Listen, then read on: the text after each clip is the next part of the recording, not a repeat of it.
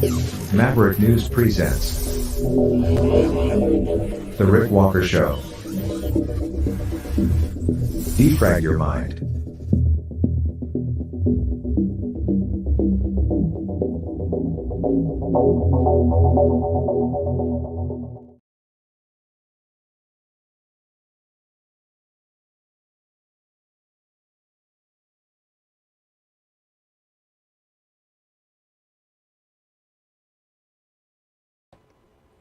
Sorry, folks, for the technical problem there off the top with the muted audio and the graphic on my face.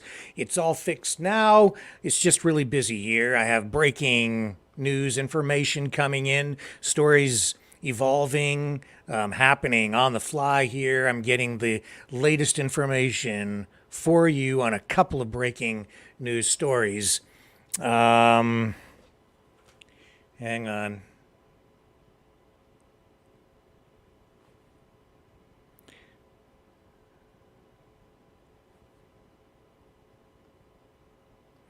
All right. Well, first up tonight,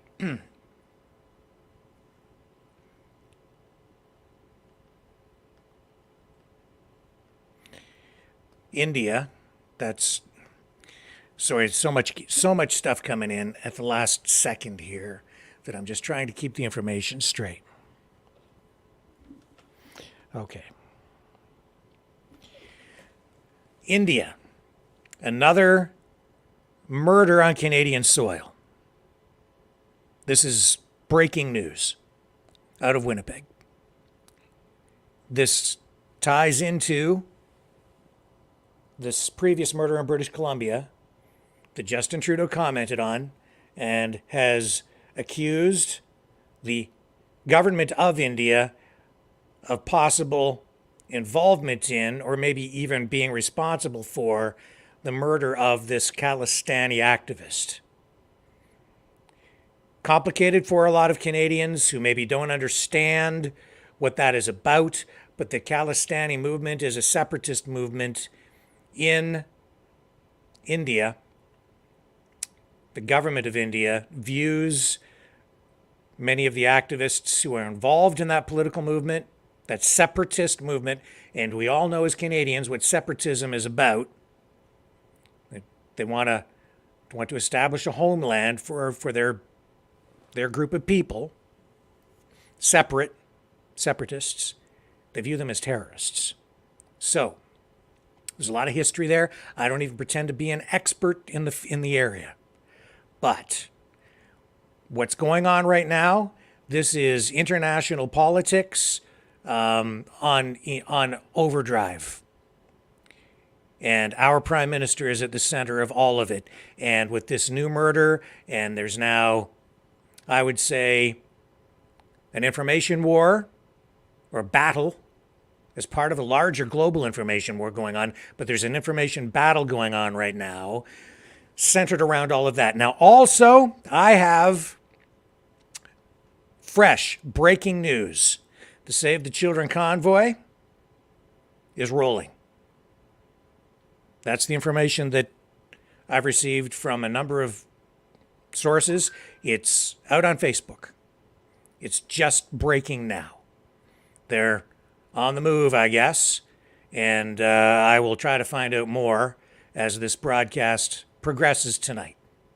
So I know a lot of you have been wondering about that Save the Children convoy, which is something that has been announced previously. It's been really advertised, promoted, sort of, but the dates and so on, sort of a secret until now. So what do I know?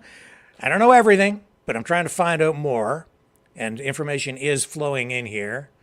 So they are on the move tonight, and we'll get to that. What else do I have for you? A lot of Canadian stuff. I'm sorry, my American friends, but the Trudeau thing with the government of India, that's international news. We also have a story from the UN, the Secretary General there, saying that, man, they are using such extreme language these days. He's saying that Humanity has opened the gates of hell because of climate change. We'll have that for you. Wow, that's extreme language. We're being boiled to death, I guess. It's global boiling now.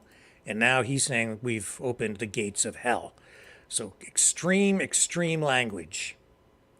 And we will also tonight comment on the fallout from yesterday's Million March for Children. Well, the way we reported it here, because of what we saw, what was sent to us, what I've seen, what I saw when I was out at the protest that I covered here, it was generally speaking peaceful. Some confrontations. And then I said yesterday, as this thing unfolds and we get more coverage, you're going to see clips of clashes. And then when you start putting them back to back, the media will focus on the negative stuff, put it out there, and it will give you a bit of a skewed, distorted view of how things were overall. It'll give more, because the media on all sides will tend to focus on the negative stuff because that's what will get the most clicks and the most views. And also because, in a sense, that is what is most newsworthy. In any case, I'll comment a little bit about it. I'll show you a little bit of the newer stuff that has come out as a result.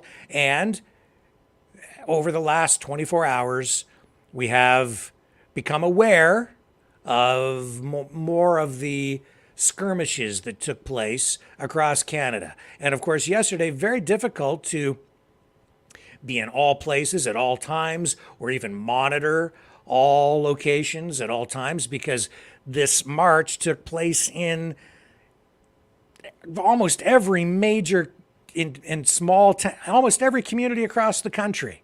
It was that big.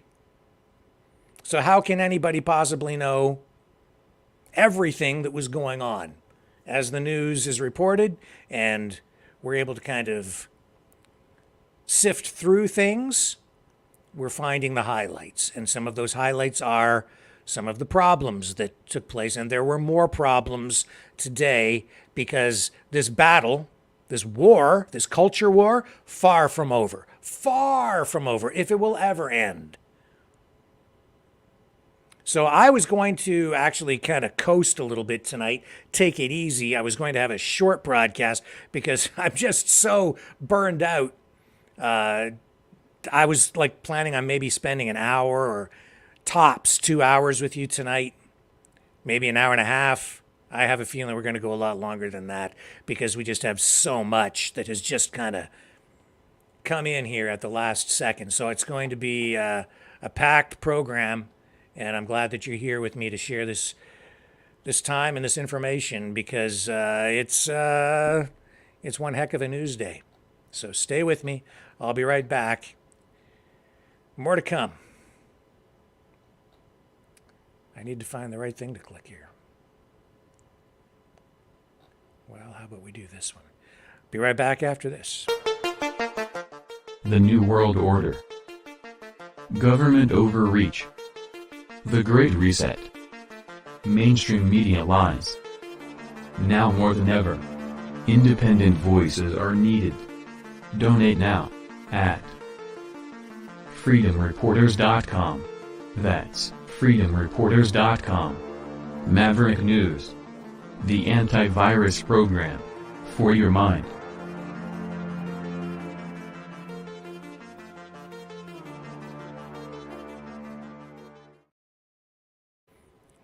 Okay, so I know because of the demographics of our audience, I know who you guys are because we've become pretty close. We're a family. And I know that there's, because of what I've just said, there's going to be a lot of interest in that Save the Children convoy information. I'll have that for you, so stick around. I'm still compiling info, but we have to start with this story about this new murder in Winnipeg, because this is, wow, big story. This is a big story because of what the Indian government is doing with this. All right. So we know that Trudeau accused the government of India of possible connections to the murder of a Canadian citizen on Canadian soil in British Columbia. But there is a new killing, this one in Winnipeg. And this is getting a lot of attention in India. And it's slowly starting to filter back now into Canada, and we are among the first to really report this tonight. But you have to really, here's the key to really kind of understanding what's going on, I think, at this point. This is about information warfare. And you need to pay attention to what the media in India is doing with this. Because this is a public relations disaster, either for, and I don't know which way it's going to turn out, either for India or Canada. It depends on what information comes out and how these investigations pan out. Well, let me show you what is happening with print media first, okay? This is the Tribune, voice of the people, okay?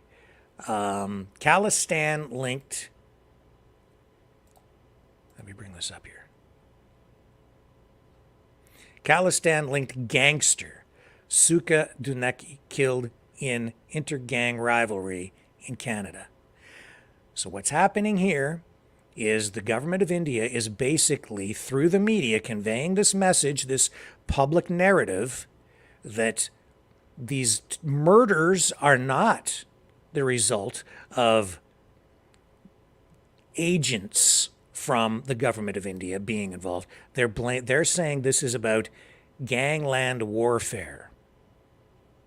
That's how they're trying to paint all of this, and they're sort of trying to connect somehow the two murders together.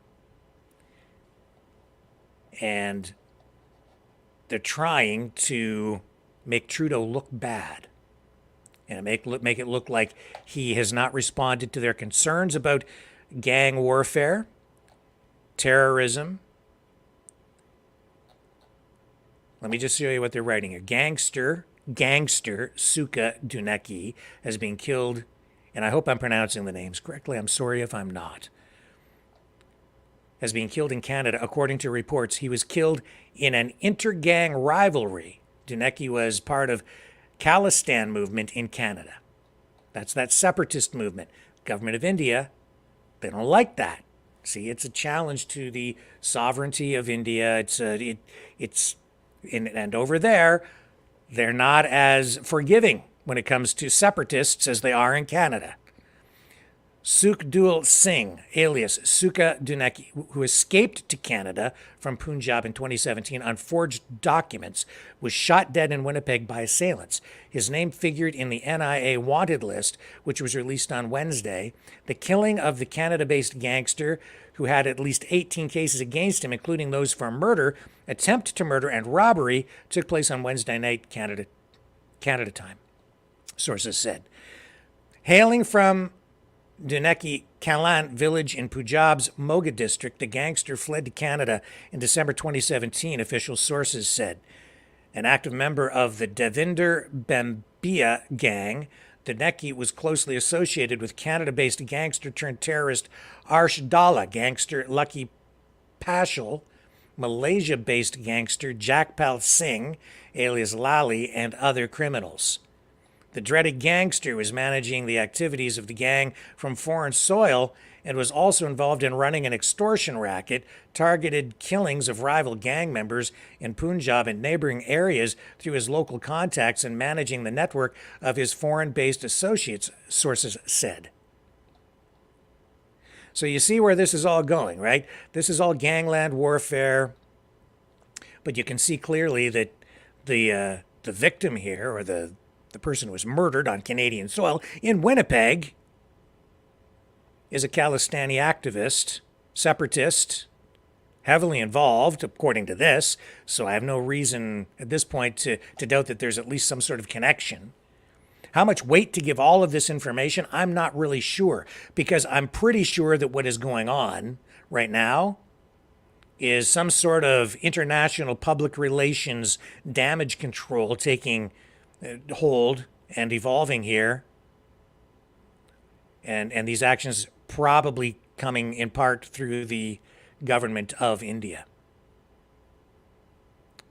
because of these accusations coming from Trudeau. So they're trying to discredit what Trudeau has said, and it might very well be true. I don't know.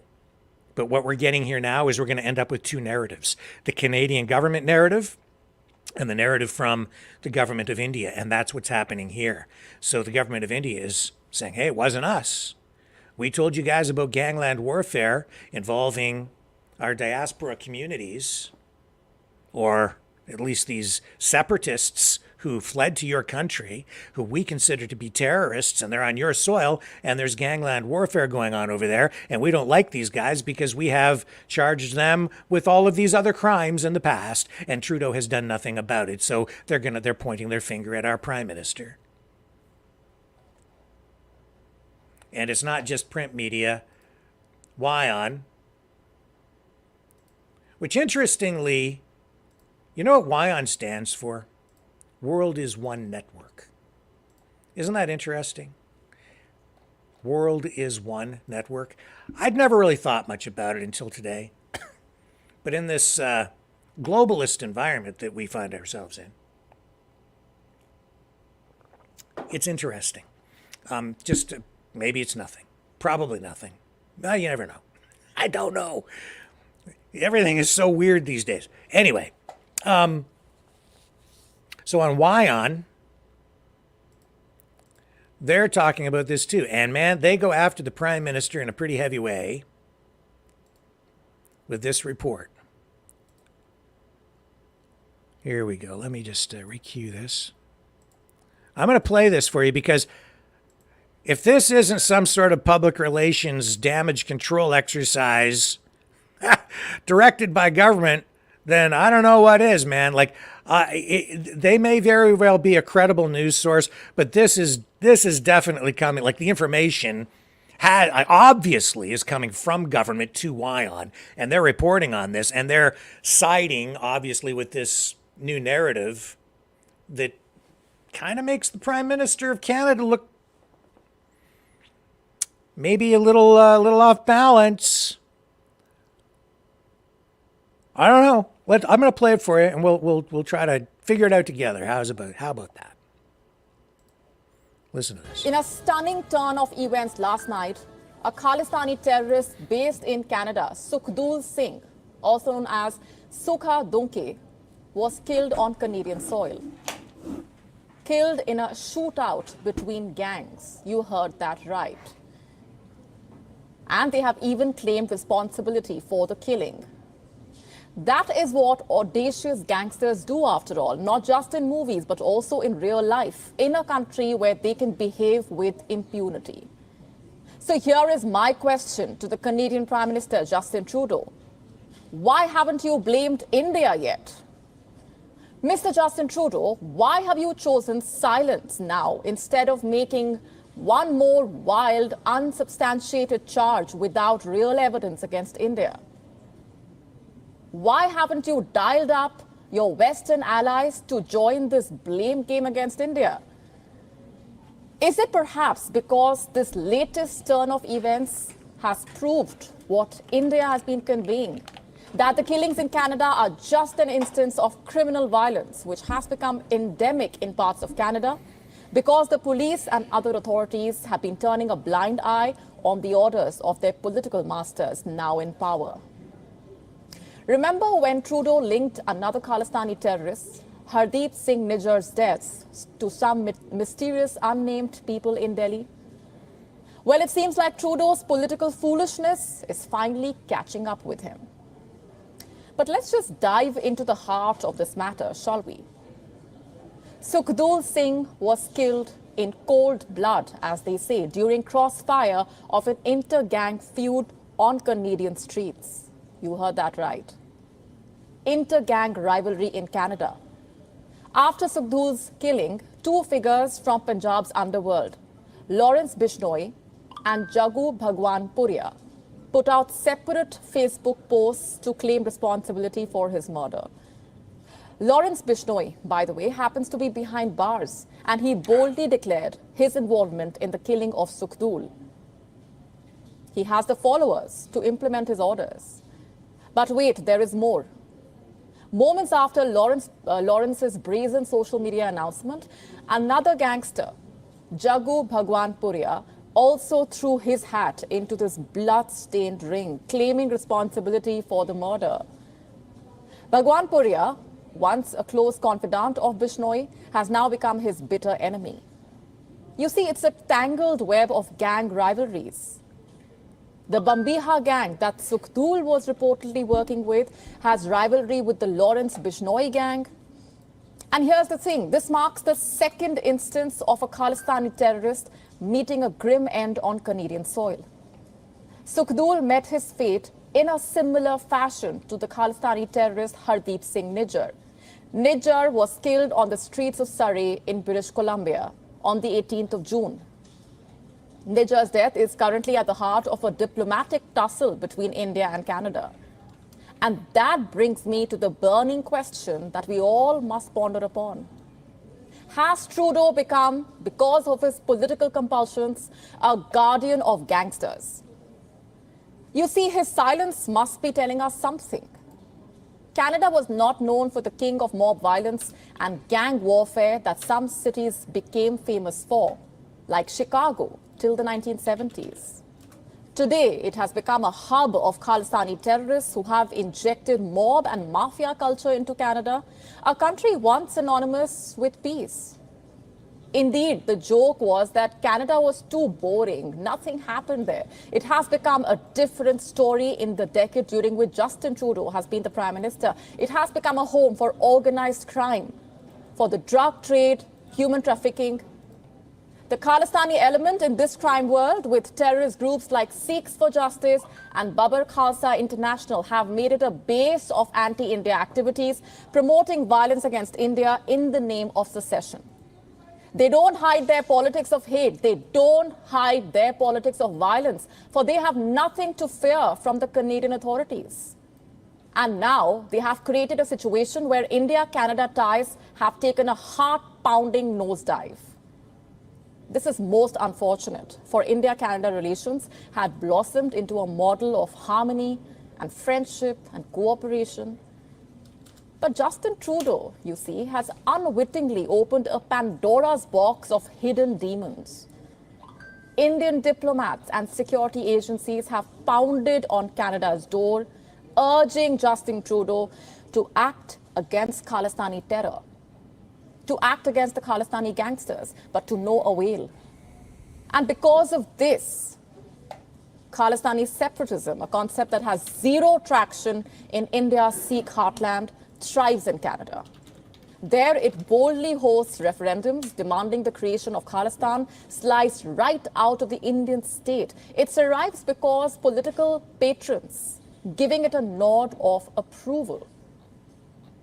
You see, erring politicians have mud on their face.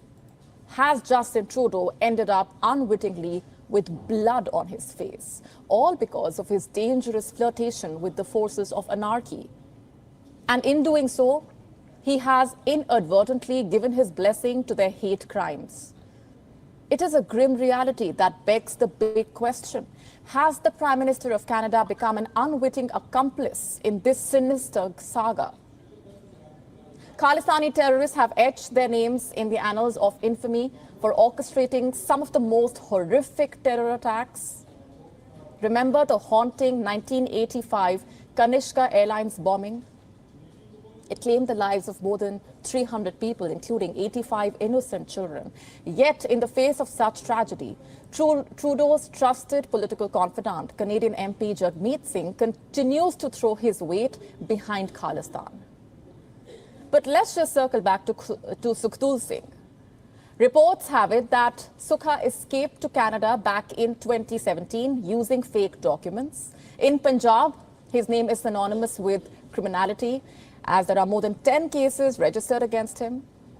However, he is among the 43 listed gangsters who have been involved in anti-India terrorism, according to the NIA. And these gangsters left India on either Indian passports or through fake or forged travel documents or through the Nepal route in the past. They evade justice in India and continue their sinister activities on Canadian soil. Before Hardeep Singh Nijjar was killed by unknown assailants outside a Gurdwara in British Columbia in June, Punjab police had approached Canadian authorities seeking his extradition to India. But Nijjar was not the only one against whom action or information was sought. Overall, there are 21 key gangsters based in Canada who are wanted by Indian agencies, and their list and detailed evidence against them has been shared with the Royal Canadian Mounted Police on more than one occasion, by the way, in the past year. And earlier this year itself, the Indian counter-terrorism officials had informed the government that Khalistanis in Canada were using modus operandi such as letters to politicians there, creating signature campaigns, forcing debates in legislatures, and calling for punitive measures against India. A key organization behind these activities is Sikhs for Justice, run by Gurpatwant Singh Pannu, banned by the Ministry of Home Affairs.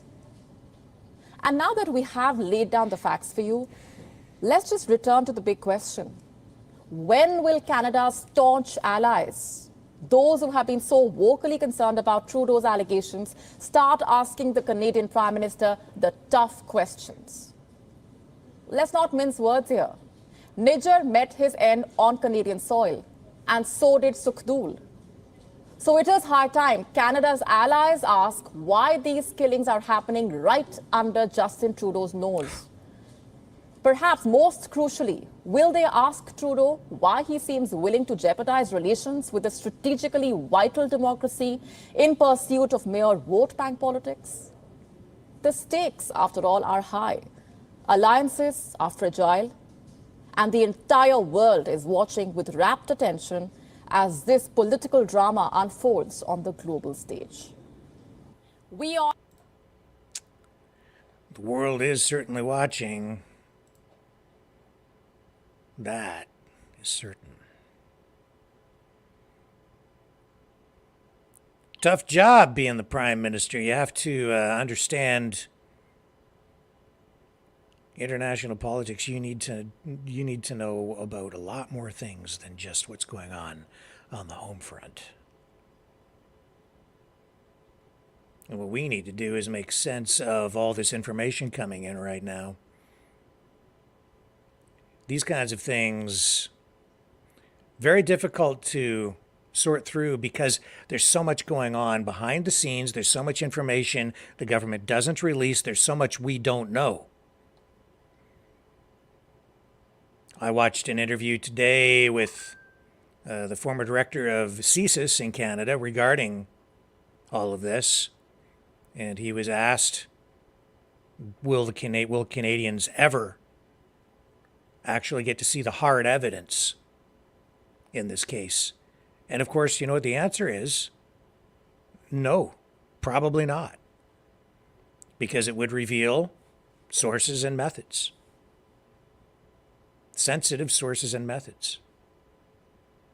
So we're kind of left in a position where we have to almost just take Trudeau's word for it or the word of the government of India. Who do you want to believe? It's not even just about what truth is in this case. It's about the politics behind it.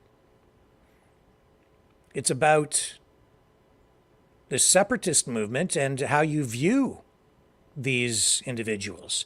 The Canadian government welcomed them into the country, gave them citizenship, the government of India views them as terrorists because they are associated with the separatist movement. To them, their actions are treasonous.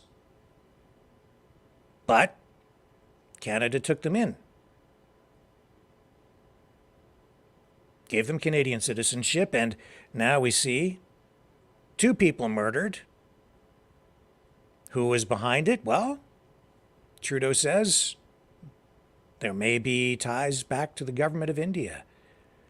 And if that's true, that is an absolute affront, violation of Canadian sovereignty for another government to come into our country, to send agents in and kill someone on Canadian soil for any reason, even if it is some sort of killing based on their laws. It doesn't matter. Their laws don't apply here. Even if that person is considered to be a terrorist, to send in agents and then to have someone executed on Canadian soil, that's a violation of Canadian sovereignty. It is up to Canadian authorities to make arrests, and if there is some sort of an agreement to extradite these people, send them to India to stand trial for crimes that they are accused of, that is up to the Canadian government. And that would be the case in any event. In any situation like this in any country. Could you imagine if India sent agents into the United States to kill someone that they view as a terrorist, but the United States doesn't? That would be a violation of United States sovereignty. Has the United States engaged in activity like that?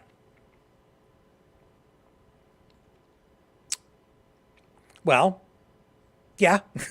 Yes, they have. So has the Canadian government, I think. I think most often those kinds of things happen when you look at the killing of Osama bin Laden, right? That was the United States taking action against someone who they said was guilty of an act of terrorism against the United States. So it is done. But it gets complicated, doesn't it? I've often said that world leaders are really just like a bunch of gangsters. They really are. Because where international relations are concerned, these guys all have their own gangs, which are their military. They're all doing business, right? Throwing money around. And they've got their borders set up, and it's like whoever has the most guns rules. That's why this is a test, actually, of the international rules-based order, which Justin Trudeau made reference to today in this news conference in New York City. Let me run this with JT. This is him earlier today addressing all of this, but really this is him talking about a lot of this before this news really kind of broke about this thing in Winnipeg. But here we go. Let me bring him up. And he makes reference to the international rules-based order several times.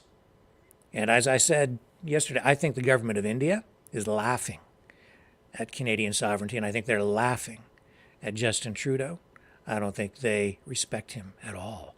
I think they think he's kind of a joke. As I said on Monday, there are credible reasons to believe that agents of the government of India were involved in the killing of a Canadian on Canadian soil. That is something of the utmost and foundational importance in a country of rule of law, in a world where international rules-based order matters. We have rigorous and independent justice system and robust processes that will follow their course. And we call upon the government of India to engage with us to move forward on getting to the truth of this matter. Hello, Mr. Trudeau. Mackenzie Gray with Global News. So far, none of the U.S., U.K., Australia, or New Zealand have echoed the allegations about India. We know you gave a heads up to some of those world leaders. Did you ask them to publicly condemn New Delhi? As a country of the rule of law, we have an obligation to ensure that those processes unfold in a rigorous and independent manner, and that is what we are ensuring. At the same time, we are ensuring that Canadians stay protected and that we stand up for the international rules-based order. That is something that we are doing, and it's something we are doing alongside our allies. But so far at this point in time, you seem to be alone in echoing these allegations. Are you concerned that Canadian allies have not gone nearly as far as you in this situation? We're standing up for the rules-based order. We're standing up for the rule of law. We're highlighting how unacceptable it would be for any country to be involved in the killing of a citizen on their own home soil. And that's something we will continue to stand for. Prime Minister, since you made your statement in the House of Commons the other day, some of the reactions, some of the conversation's been about the quality of the evidence, how much Canada has. You said it was credible. Can I ask you to characterize it just a little bit further about how extensive it is, how solid it is, and whether you might ever share some of that with the public? So how extensive is this evidence? I think it's extremely important that as a country with a strong and independent justice system, we allow those justice processes to unfold themselves with the utmost integrity. But I can assure you, the decision to share these allegations on the floor of the House of Commons Monday morning was not done lightly. It was done with, or Monday afternoon, was done with the utmost seriousness. Nous avons un système de justice rigoureux qui va suivre les étapes requises, mais je peux vous assurer que la décision This is partagée avec les Canadiens sur les allégations extrêmement sérieuses lundi après-midi n'a pas été prise à la légère. the Khalistan movement. I mean, if I understand correctly, are you suggesting that the evidence was extensive? Is that what you're saying? I'm repeating what I said on Monday afternoon, that there are credible allegations that we need to take extremely seriously as Canadians and indeed as a world. Prime Minister Modi confirm or deny these allegations when you talked to him about them? As I said, I had a direct and frank conversation with the Prime Minister in which I shared my concerns in no uncertain terms. Hi, Prime Minister Tom Perry, CBC. Can I ask you, you've been asked about this already, but India has suspended visa services here in Canada. Are we going to reciprocate? Are you going to take some kind of action, tit-for-tat action in this? We call upon the government of India to take seriously this matter and to work with us to shed full transparency and ensure accountability and justice in this matter. We are a country of the rule of law. We are going to continue to do the work necessary to keep Canadians safe and to uphold our values and the international rules-based order. That's our focus right now. And when the two Michaels were taken into detention by China, you were quite successful. Your government was quite successful in rallying international support for Canada. It seems that countries are less eager to take as firm a stand on India. Why do you think that is? In the situation of the two Michaels, Canada grounded itself in the rule of law, in our values, in upholding our international treaties and obligations, and demonstrated that as a country of the rule of law, we will remain anchored in it. That's what we did as a country, and that's what we do on the international stage, whether we're standing up for Ukraine, or emphasizing the importance of the international rules-based order in other contexts. The rule of law is there to protect Canadians, it's there to protect all citizens around the world, and Canada will always be crystal clear on our defense of that for the protection and safety of everyone. Hello, Prime Minister. Joy Malbin from CTV. I've got a question for my colleague in Ottawa, and I have another question about Ukraine. But first, can I ask you a couple of things about India?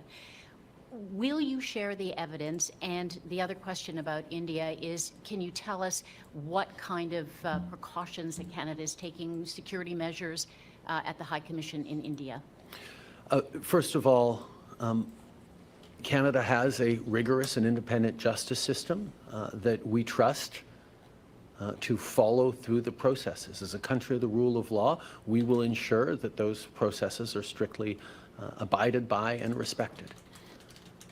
In terms of safety in Canada and safety of Canadians, we always take the safety of Canadians extremely seriously, whether at home or overseas.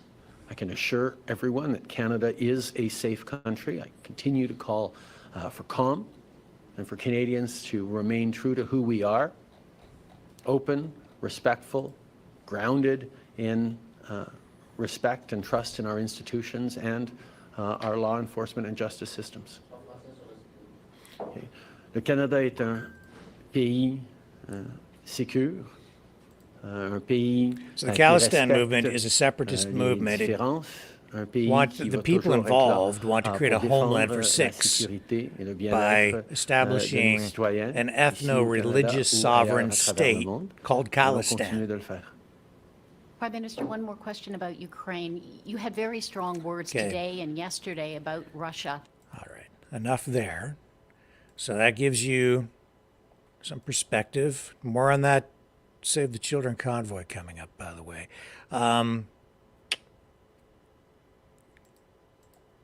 Bob Rae, Canada's UN ambassador, had all of this to say about this situation with India today as well.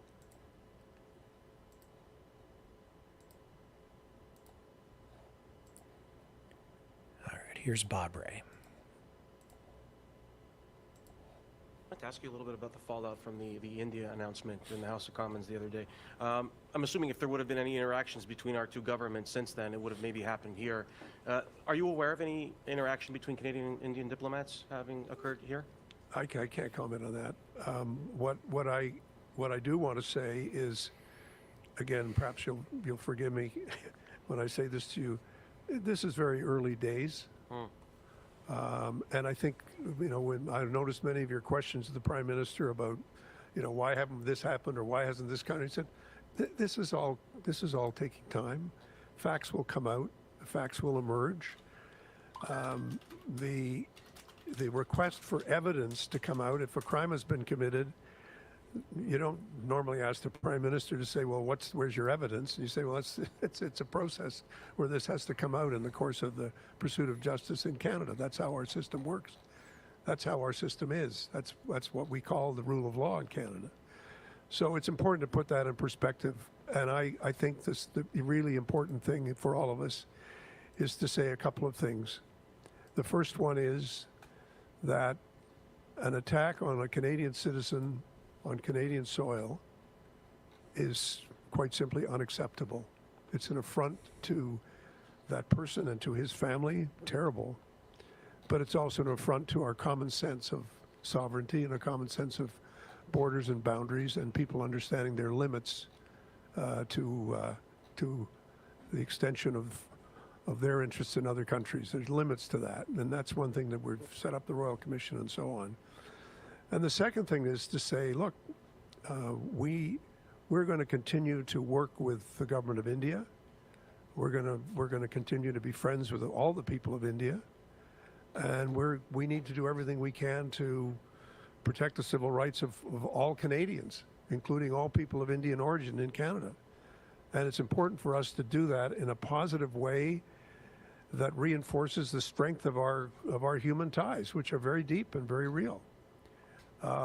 And all the other stuff, the political issues and so on as they unfold, it's all going to take a bit of time. And it's important not to overreact to that.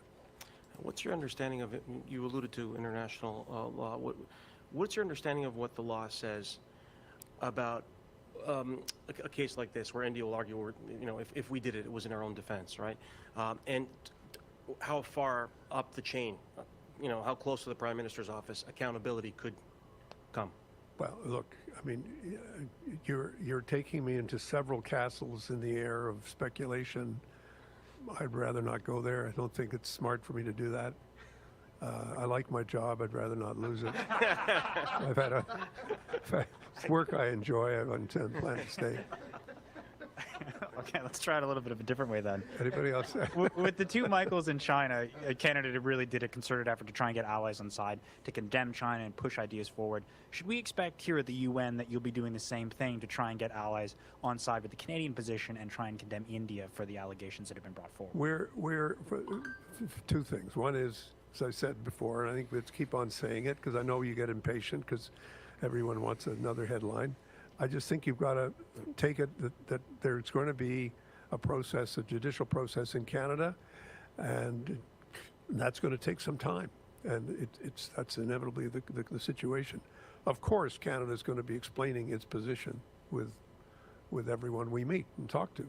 That would be only natural, that we would say, how would you feel if your country was in this position? How would you feel if another country decided they could knock off people? And as we discuss this, I think we're going to hear some interesting things about what people have experienced and what they think about it. And as that happens, then we'll continue to talk it through. But of course, we're going to explain our position. When the Prime Minister announced it on Monday, we already were getting questions. Of course, we're answering them to the best of our ability. It's our understanding, though, that Canada's already explained its position, at least to its closest allies, and there seems to be a bit of a disconnect between what Canada's saying and what a lot of our close allies are saying. Why do you think that? Do you not agree with that? I actually don't agree with that. I know you said that before in your question. I don't agree with it. I don't agree with the assumption of your question.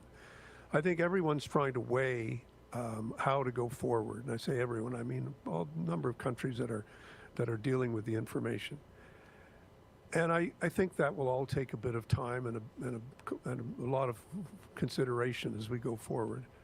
But I can tell you, I don't think Canada stands alone in this regard at all. I'm very sure that there will be a great deal of support as time goes on for what it is that we're concerned about and why we're concerned about it and why we think everyone should be concerned about it. But if there are credible allegations, and we have strong evidence on that, taking the Prime Minister and you at his word, why should the U.S., the U.K., other countries have to wait and consider things to come and support? Why don't you ask them? I think that would be a place for you to go, probably.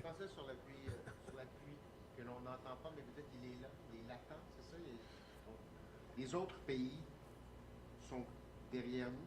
Oui, écoute, j'ai l'impression, en regardant les nouvelles, en entendant les réponses des pays. Okay.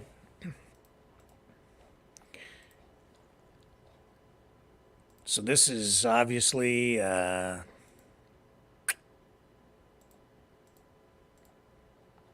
extremely damaging to Canada-India relations.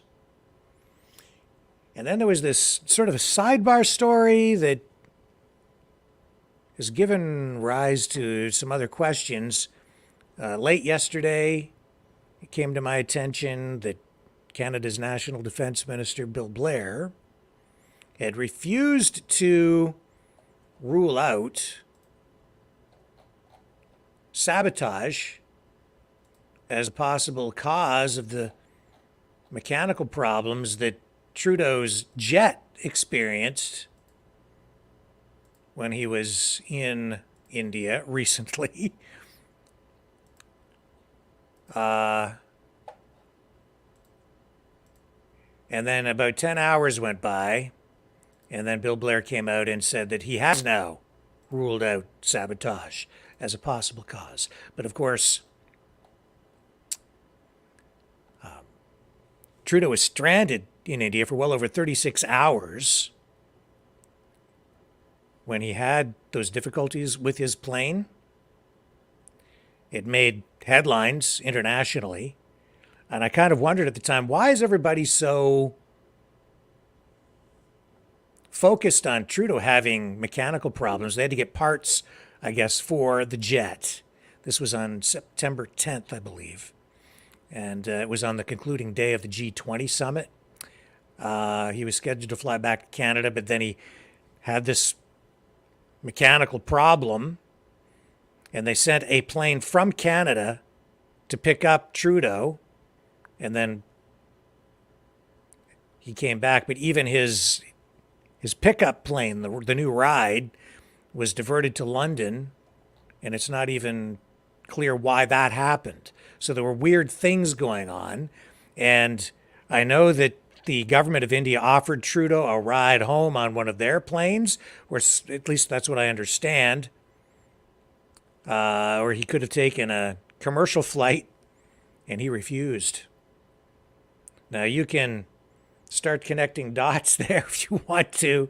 I'm not going to comment any more on that. But now tonight, Bill Blair, the National Defense Minister of Canada,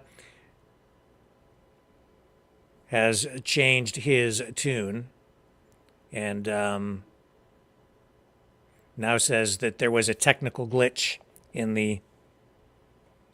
with the plane, and I think he's now basically ruling out sabotage. At least that's the way I'm reading the language at this point. So a bit of a reversal on that after 10 hours.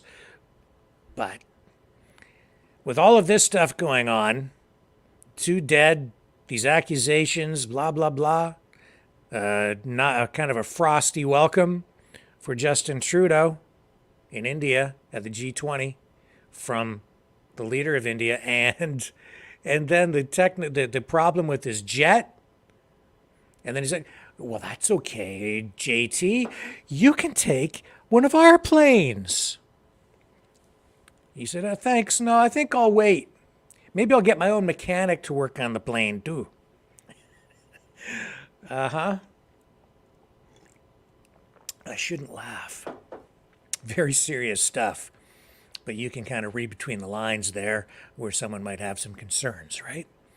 Especially when it appears some people might not have that much respect for the international rules-based order or Canadian sovereignty and might just be a little bit upset with the Canadian government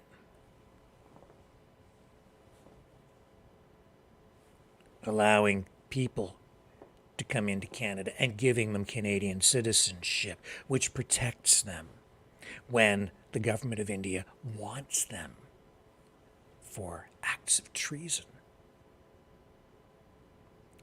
See how sensitive this gets?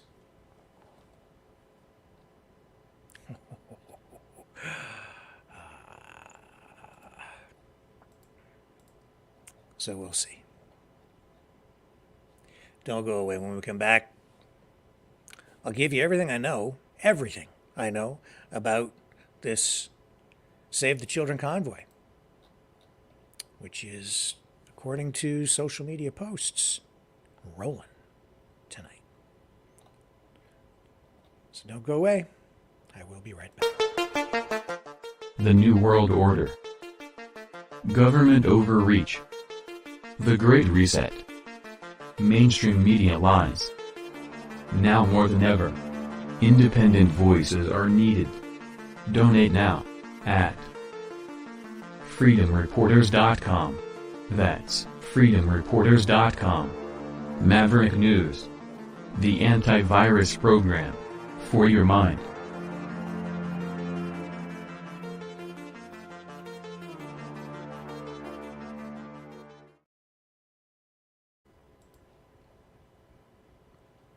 Okay, so I'm back. Now, so what do I know? Well, I know this. I know that on social media,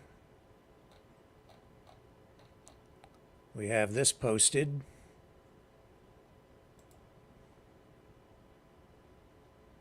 From Bridges to Freedom, the hashtag Save the Children graphic is up. And over here, we see that this post says, it's go time, guys. It's happening. The time is now. Everyone is on the move. Everyone is on the move. Who is everyone? How many is everyone? I'm not sure. Where are they coming from? Well, this is supposed to be the East meets West convoy. Exactly who is everyone? Does that mean everyone from across the country? I don't know. I know that some people were supposed to leave because other information came in here. Other people are supposed to leave from some Western locations tomorrow. Other people say they're leaving Saturday. And it looks like these guys are over on the east side. What's the destination? Don't know.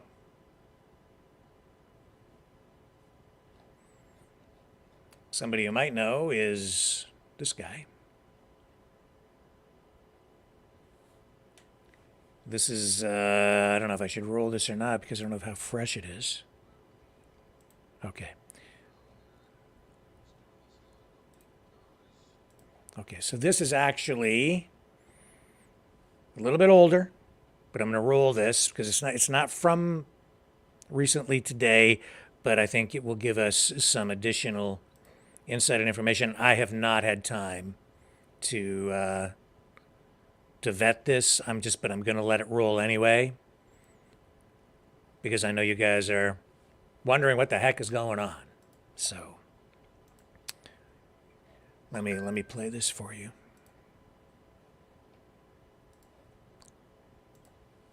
It's Iron Crow here, just doing this live update this morning.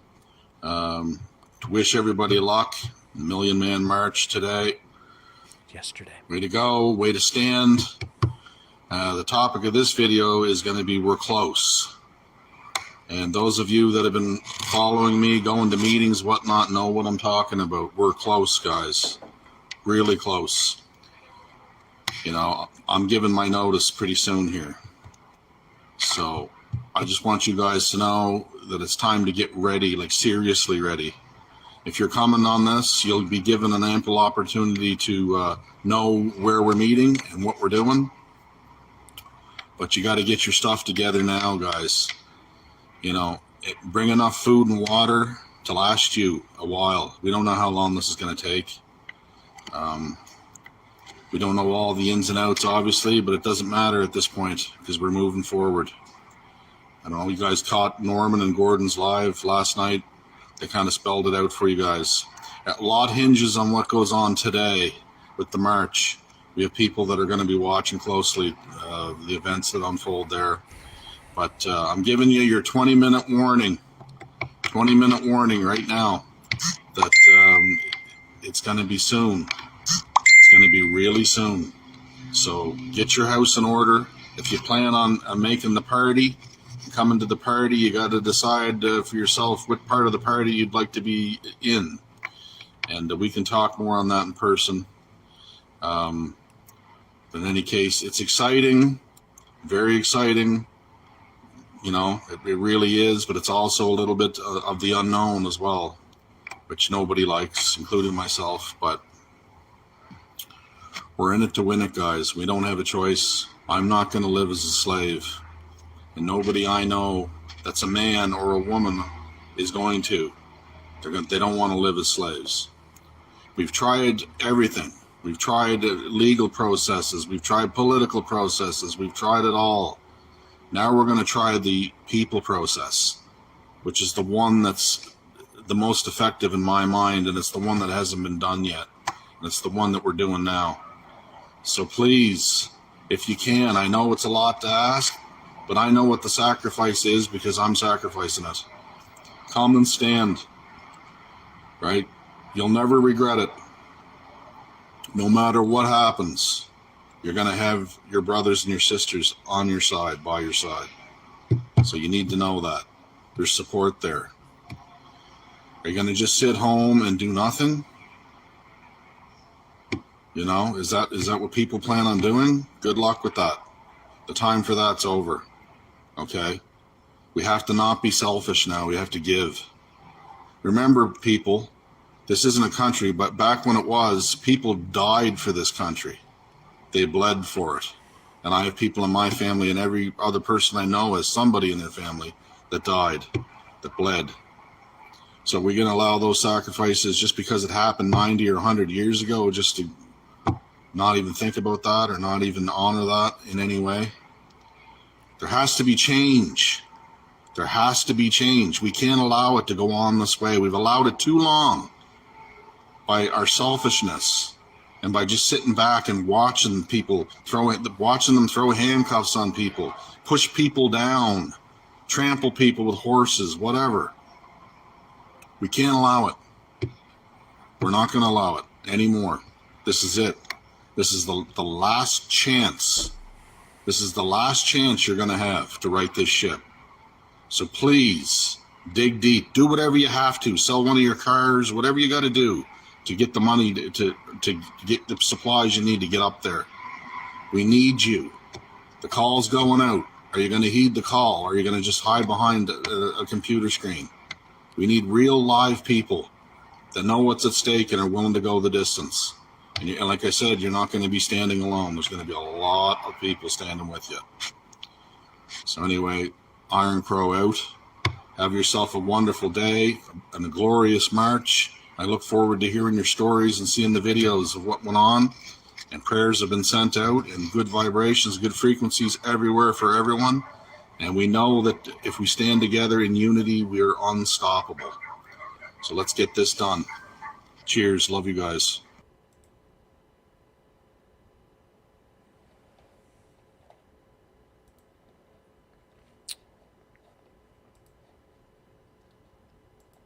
Comments?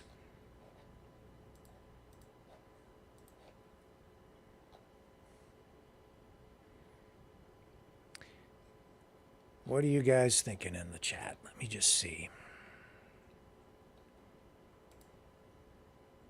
Curly May says it's a lie.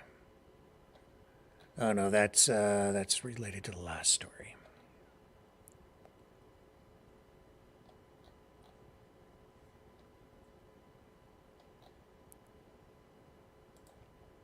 Lovely Flight says unity. And Curly May says, oh no, Norman and Gordon. Dodgy says BRB. And Arthur Clark says scary. Yeah, I'm scared. Curly May says revolting. Meaning it's revolting to you, as in like that's revolting, or is that are they revolting against the government? I don't know what that means. Alma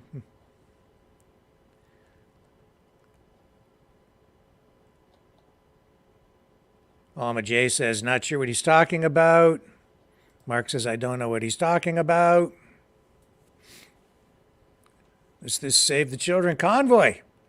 That's what he's talking about. He's talking about this. Save the Children. Hashtag Save the Children convoy. Bridges to Freedom publishing this night. It's go time. It's happening. The time is now. And you can find that post on their social media page. Right here. I'll show you.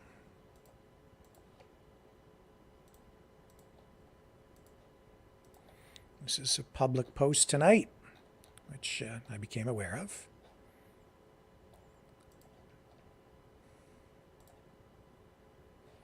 I don't know how, if you can see this clearly or not, but it says right there.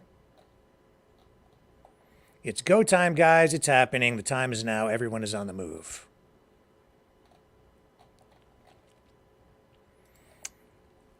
And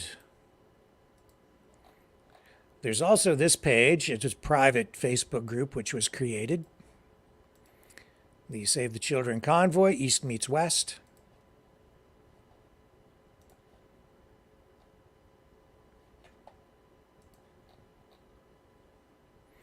It's a private group. How big is this thing? I don't know how many people are in the convoy. It might be one truck. It might be 50. It might be more. I don't know. But I do know that this group has 4,151 total members, with 250 new people joining just in the past week. And this page was created 11 weeks ago, with 62 new posts today, 588 in the past month.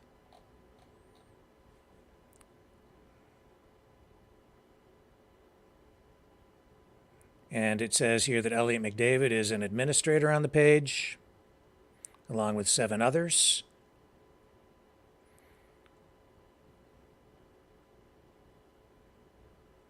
So if you need information, I guess you can contact those guys. And I know that throughout this, they keep saying that it's supposed to be peaceful, peaceful, peaceful, but, you know, they're going to stand up and not back down, whatever that means. And you heard what he said. In his view, this is the last chance. Now, you know how I feel about things. I say do what you feel is right for your family. Stay safe.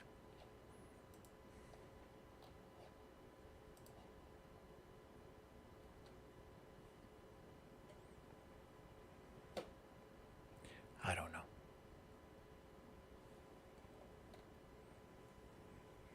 I'm not selling my car to do anything.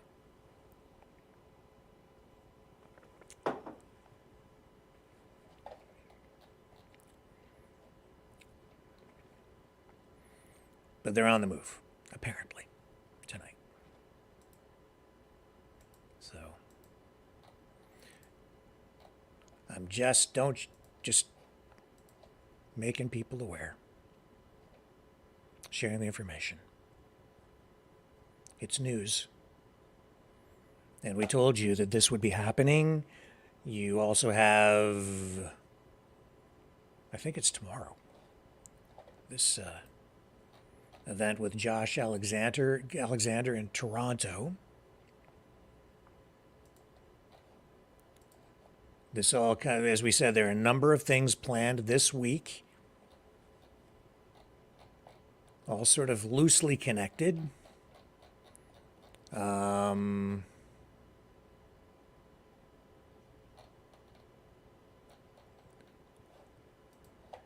On the heels of this Million March for Children yesterday, you have the First Nations people, Chiefs of Ontario, I think, hosting this.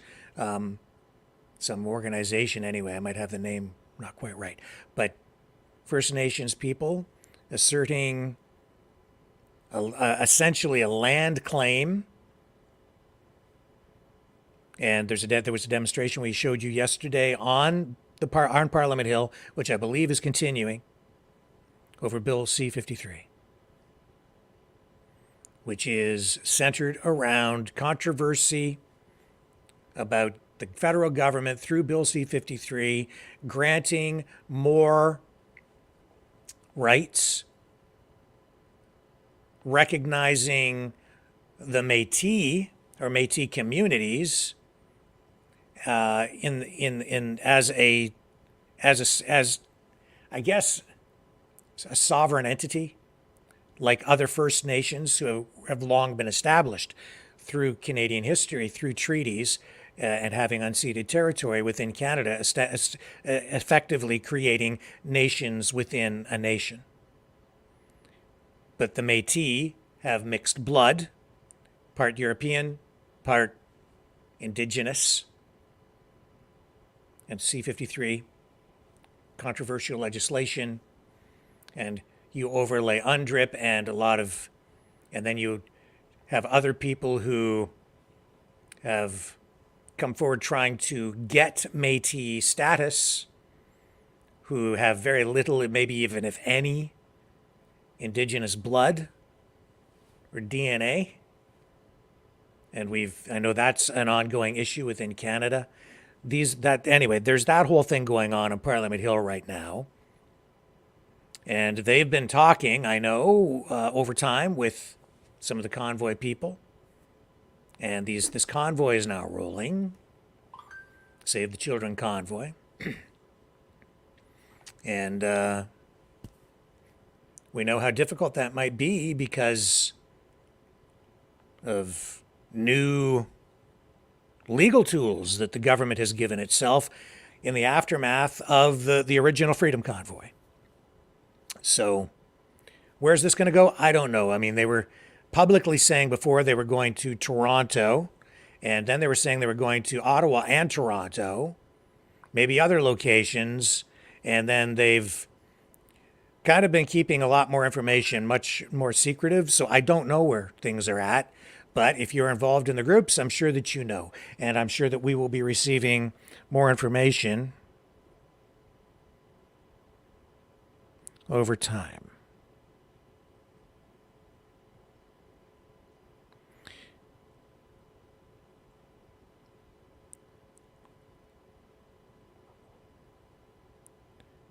Yeah. And so I'm just looking in the chat here, too. Somebody sending me information about what's in our... Yeah, and, my guess is... Well, I don't really want to guess. I'm just giving you facts. So we know there are 4,000 people in the chat, but... in their group, but that doesn't mean 4,000 people are going. It doesn't mean 4,000 people are going in the convoy. It just means there are 4,000 people in a Facebook group. Clearly, not everybody in the Facebook group is going to go. So, I think a much smaller group of people from the actual Facebook group will actually be on the road doing whatever they're doing. Like I said, for all I know, it's one truck. Could be 50. Could be 50. And they say that it's peaceful, but their objective seems to be something maybe along these lines.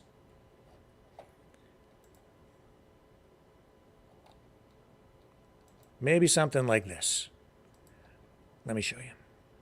Because we're getting posts like this a lot.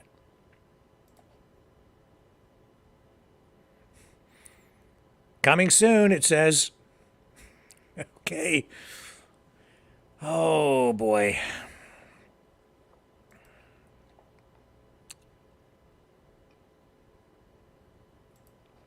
All right. That's where we're at tonight with the Save the Children convoy. So, do with that what you will. Don't know.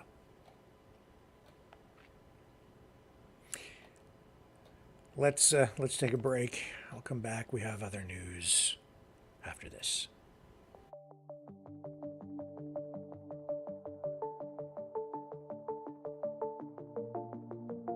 Greetings, brave Mavericks. Our quest for truth continues. We go beyond fake news. Together we expose propaganda. Together we pull others out of rabbit holes. We are maverick thinkers. We are all unique individuals, defenders of individual rights and freedoms, credible, trusted, grounded in reality.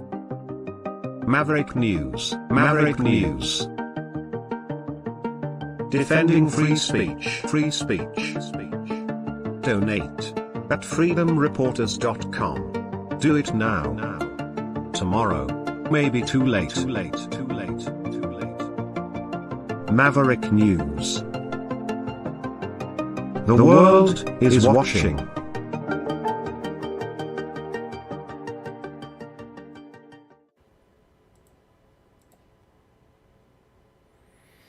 Okay, I'm back. So what else do I have for you tonight? Well,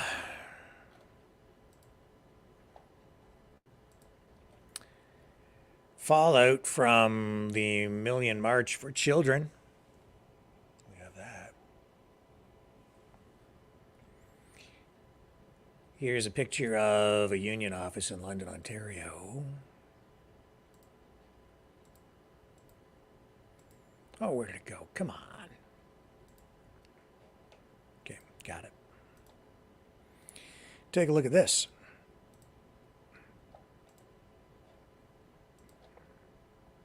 Stickers.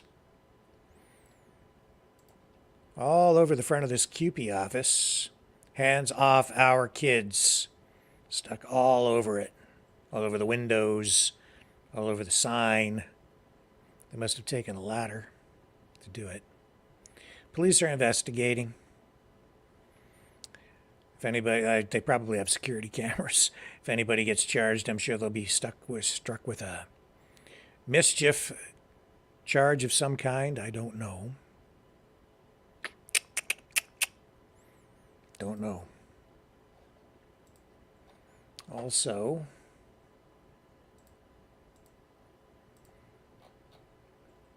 we're seeing just more videos, you know, highlighting friction that erupted in some locations yesterday during the Million March for Children.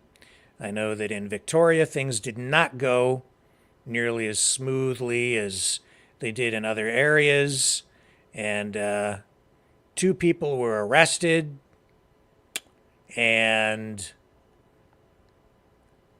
we received reports that in a way it was kind of shut down at a certain point because police were concerned about people's safety. So that happened out there.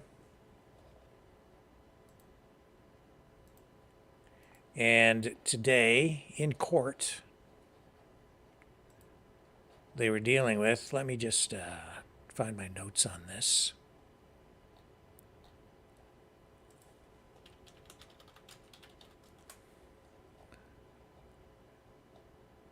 So, here we go. No, that's not the one. I'll find it for you. A couple of people charged, believe and charged with some sort of hate crime in Ottawa.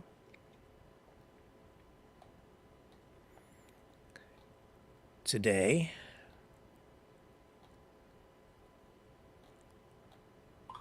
You know what? I'll get to that. I need to find my notes on this to give you the right information. I don't want to go off in a wrong direction on this one. So give me a moment here again, and I'm going to get those notes. They've misplaced them here and all the confusion, but I'll be right back.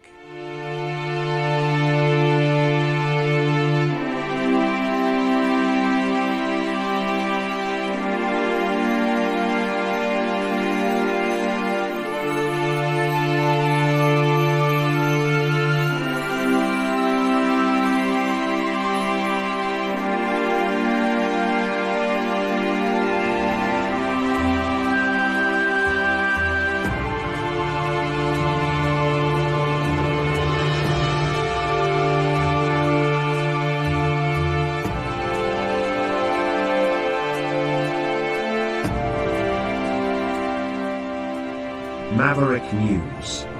The world is watching.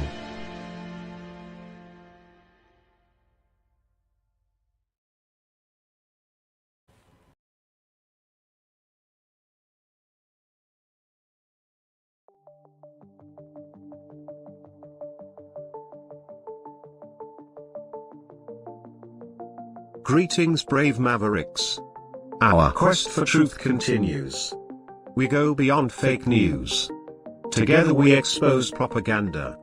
Together we pull others out of rabbit holes. We are maverick thinkers. We are all unique individuals. Defenders of individual rights and freedoms. Credible. Trusted. Grounded in reality. Maverick News. Maverick News. Defending free speech. Free speech. Donate at freedomreporters.com. Do it now. Tomorrow may be too late. Maverick News. The world is watching.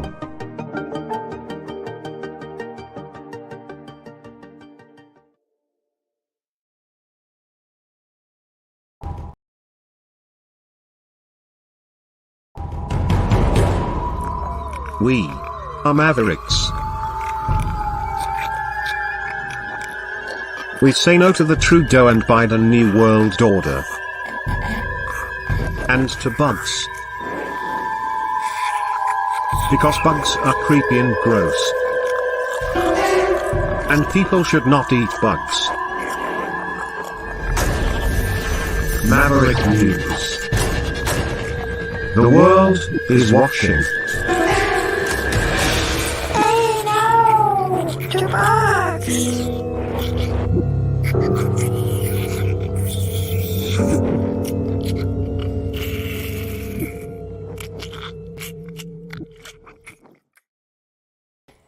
Okay, new and other information just coming in here. I have something to show you that I want to put on the screen, but it's going to take me a moment to develop the graphic. I can do it on the fly. Give me just a moment. I will be back. I think you're going to want to see this. So don't go away.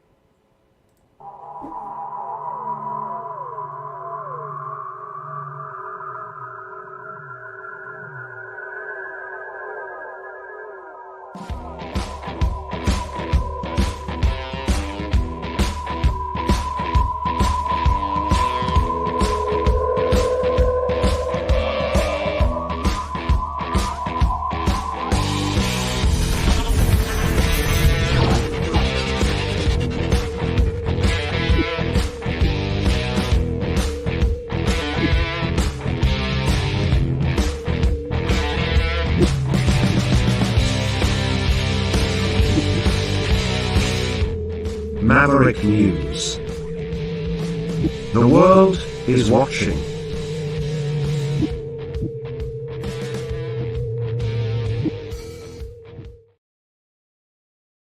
Okay, so I have this.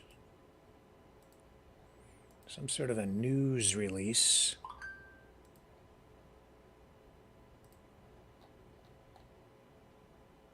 Okay. See if I can bring it up nice and big here for you. There it is. That's pretty good. All right.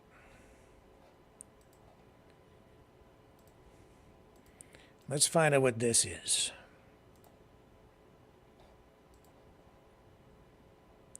Sharing this with you in real time, on the fly. This is what I've got. National and international security against acts of genocide. Great Reset. Oh boy. Okay. September 17th. Further to the press clip submitted on September 9th, we are submitting this information of great importance, typo, concerning the safety of Canadian and American citizens despite our unsuccessful lobbying of the media and the various government bodies that must intervene to stop the policies that could support the continuation of the acts of genocide set up in Canada by the World Economic Forum, the World Health Organization, and the United Nations. We must inform you that certain information leads us to believe that groups of individuals have been financed by people close to these organizations in order to provoke major acts of civil violence in Canada in the coming days. Such actions would enable these genocidal globalists to proclaim, I don't know, what the heck is this?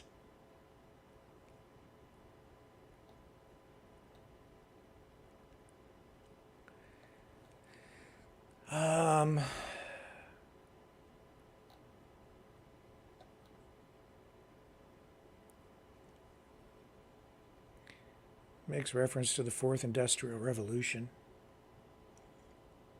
There's a second page. Let me find out what's going on with this. Okay. Hang on, folks. I'm trying to make sense of stuff that's kind of senseless.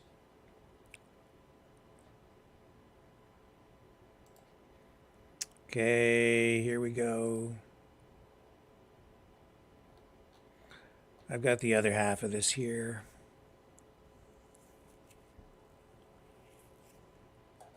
So what are they saying here in the end? What are they doing?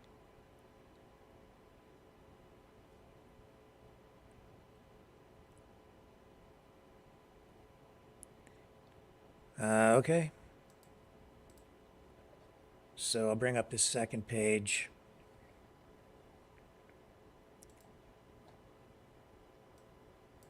My God. Okay.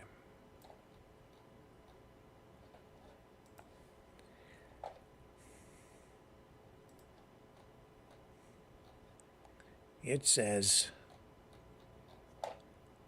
can I bring up the other page here? Hang on. I think this is the one. Yeah. Here's page 2.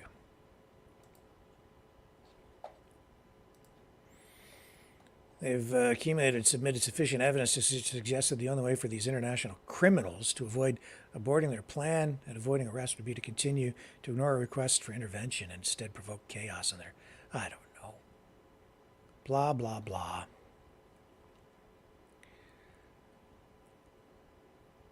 Uh-huh.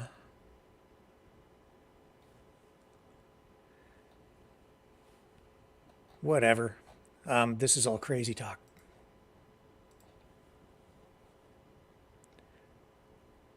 Absolute crazy. 100% crazy.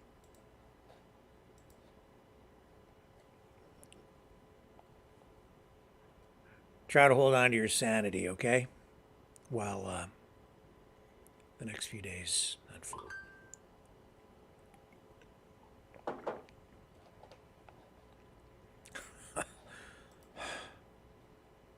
Whatever, man.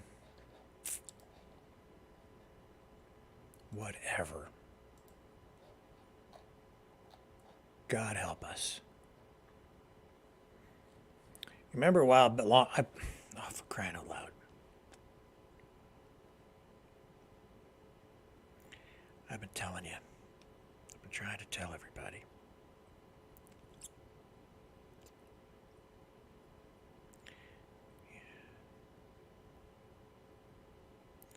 That stuff, that's...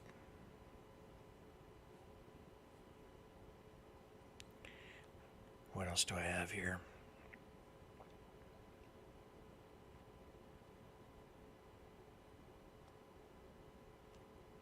Let me see.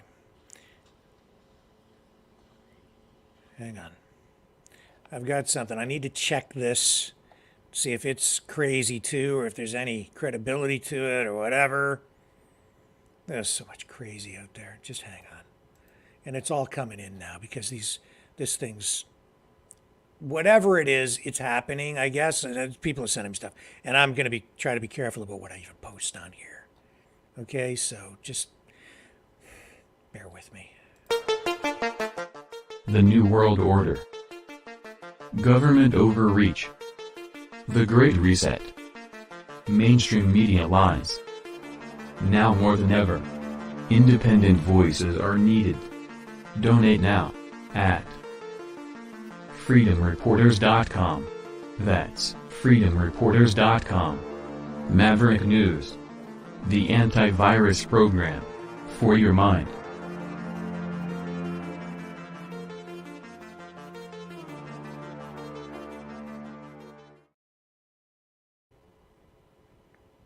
Okay.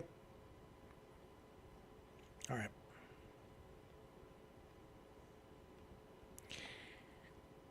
I don't know if I want to run it.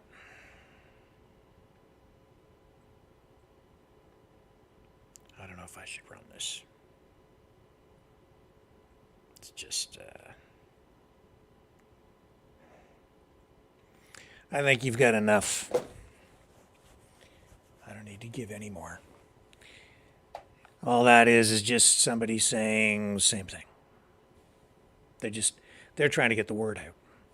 And so I'm giving the word so that I'm covering the news, but I don't want this platform used as a tool, a communications tool for whatever it is that they,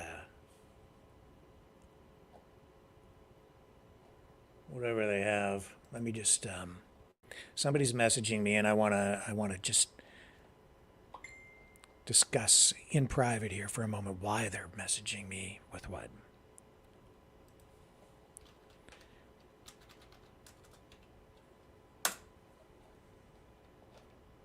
No, I'm not running it.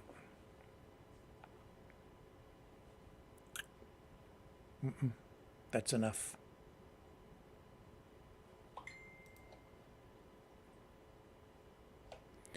Nope.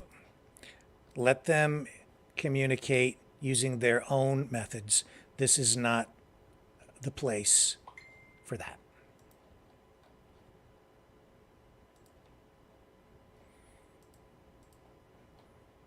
Unless you can give me a very good reason, somebody can give me a very good reason why I should run more information on this tonight that would serve the public. I'm not sharing any more information through this channel, either through the chat or through my broadcast, because this is a public place.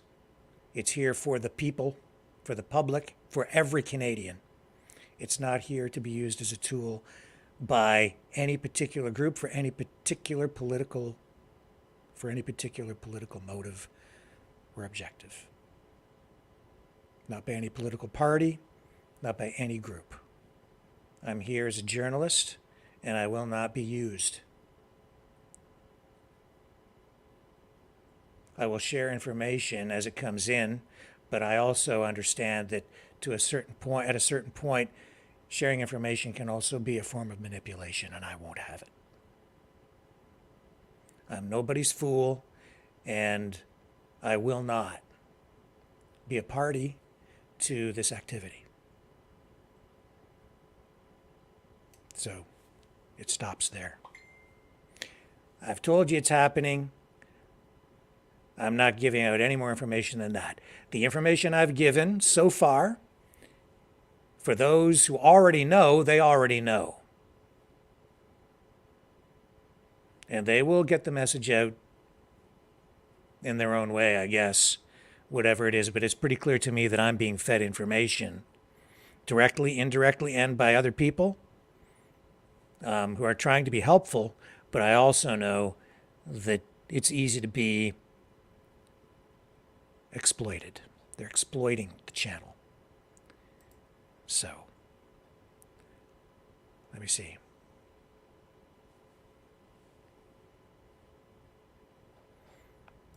So, I guess I can run this one other clip, but it doesn't really share anything additional. And I also don't want to glorify this thing in any way.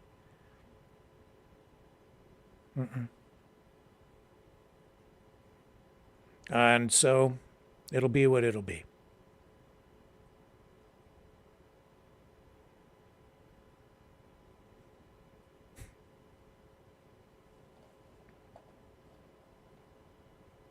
That's enough. I'll tell you this right now, too. If I catch anybody in that chat on any of my platforms sharing information about anything as it relates to this activity, because I know that it's supposed to be peaceful, but I also know that there's a wink and a nod going on all the time that I don't like and I'm not comfortable with. So I don't know where it's going, and I don't know if there's anything illegal that's going to take place, but I don't want this platform being used or abused or exploited in any way. And I know that there have been attempts to do it in here, and I got upset about it the other night, and you saw what it led to. So I won't have it. And if I catch anybody doing it, I will ban your ass. So stay the hell out. You can stay here, but if anybody uses this platform to do that, Not here. This is not the place. You go over and visit those other social media pages where they're involved. Okay? Not here. You don't need to do it here. This is not the place.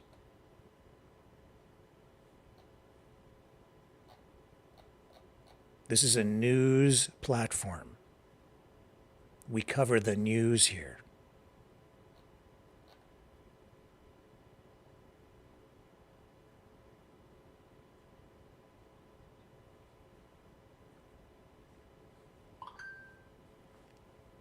I'll cover the story. I'm not here to help. Enough.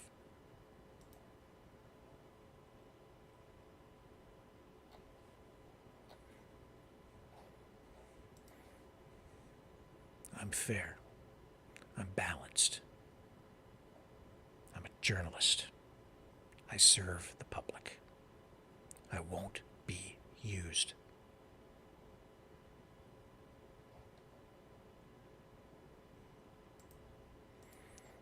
Another quick break. Come back. We're going to move on to other stuff now. Hopefully with a little more grounded. Don't go away.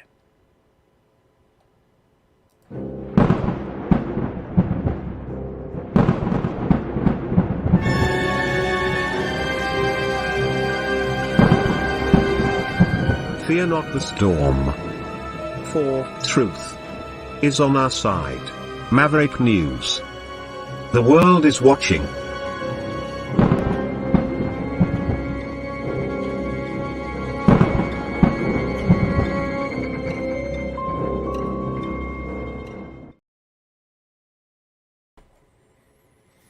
Okay, so Doug Ford, Premier of Ontario. Again, sorry for our American viewers, but this is a big story up here. I won't linger on it, but we have a thing called the Green Belt in Ontario. It's sort of protected land, trying to, save the planet and all of that. The Premier of Ontario, because of our housing shortage, approved a plan to start building houses in the Greenbelt. And then there were concerns and accusations about kickbacks and money and blah, blah, blah, blah, blah, of course, right? Corruption, developers going to get rich and so on.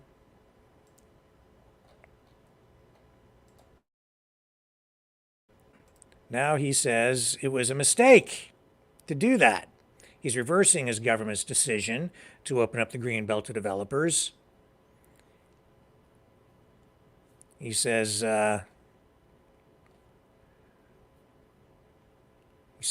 he prides himself on keeping promises, but it was a mistake to open the Greenbelt. And it was a mistake to establish a process that moved too fast. Last month, Ontario's Auditor General, Bonnie Lysyk, released a scathing report on the government's handling of the Greenbelt issue. The report found that some developers received preferential treatment and had direct influence over the government's decision to extract lands. So here's a statement today by Doug Ford, Ontario's Premier, on this issue as he does a 180-degree turn. Our caucus, they shared with me what they've heard in their communities. I want the people of Ontario to know I'm listening. I made a promise to you that I wouldn't touch the Greenbelt. I broke that promise. And for that, I'm very, very sorry. I pride myself on keeping our promises. It was a mistake to open the Greenbelt. It was a mistake to establish a process that moved too fast. This process, it left too much room for some people to benefit over others. It caused people to question our motives. As a first step to earn back your trust, I'll be reversing the changes we made and won't make any changes to the Greenbelt in the future. Because even if you do something for the right reasons, with the best of intentions, it can still be wrong. I've been clear. I believe that opening the Greenbelt could make a big difference. That it would build 50,000 new homes, housing a minimum of 150,000 people. But we moved too quickly and we made the wrong decision. The truth remains, Ontario's growing at an unprecedented speed. And doing more of the same, accepting the status quo, will only make the housing affordability crisis worse. We need to build homes. We need to change the way we build these homes, building more density in growing cities close to transit. Using modular homes to make housing attainable, to build starter homes for young families and newcomers. Holding builders and municipalities accountable to deliver on their commitments to build. Cutting through the red tape to speed up approvals. And I've heard from our municipal partners. They're ready to build. They have the land to do so. After the last few days, our caucus, this cabinet, we've never been more focused on delivering on the promises we made during the last election. Building the 413 and the Bradford bypass. Building Highway 7 and widening Highway 3. Building public transit, Ontario Place, hospitals, and long-term care. Unlocking the economic potential of the Ring of Fire. Ensuring we have the clean energy to continue to bring back our manufacturing industry and the workers we need to fill those jobs. Some of these promises that require hard choices. When faced with making the tough decisions, we'll always choose to do what's right for the people of our province. As I've shown in the past, and as I'm showing you today, when I make a mistake, I'll fix them and I'll learn from them, because that's what I promised I would do. And in the next election, you'll have the chance to decide how I've done, to decide if I've kept my promises, if I got it done. Thank you, and may God bless the people of Ontario. I'd be happy to take questions. If reporters could please identify yourselves by name and outlet. Just a reminder, it's one question and one follow-up. Premier, it's Richard Southern from City News 680. Oh, Richard. Why did it take your entire caucus having to tell you what their constituents were feeling? Why did it take two legislative reports? It was clear from the get-go something wasn't right. You admitted that. Why did it take all this for you to reverse this? Well, thanks for the question, Richard. When you're facing a crisis, no matter if it's a housing crisis or a crisis during the pandemic, and when they came to me and said, this will produce homes and roofs over people's heads for a minimum of 150,000 people. You'll have a hospital, you have long-term care. I felt we needed to move. I've come out here today to admit it was wrong. It was a wrong decision, and that we're putting this land back in the Greenbelt. We're going to continue to be focused 100% on every avenue to build homes for people of this province, the young people that are looking to buy a home, the newcomers that are coming here that want to buy a home. That's not attainable at this point. We're going to continue building homes. Our target is the 1.5 million homes, and that's what we're going to continue to do. Premier is sorry enough. My question is, what consequences should you face for this mess up? Well, Richard, you know, as the leader of this party, as the leader of this province, you know, I always say not everyone's perfect. And leadership shows if you make a mistake, you come out and admit it. You tell the people what you're going to do to correct it and make sure that happens. And that's what I've done. That's what I've shown when I've made other mistakes. And I'm the first to admit that I'm not perfect. Yeah. But every intention that I have, no matter if it's building homes or anything else, is the right intention to help the people of Ontario in every aspect, no matter if it's the economy or if it's healthcare or education or building homes. You know, the intent is always there for the right purposes. Alan Bennett, St. Catharines Standard.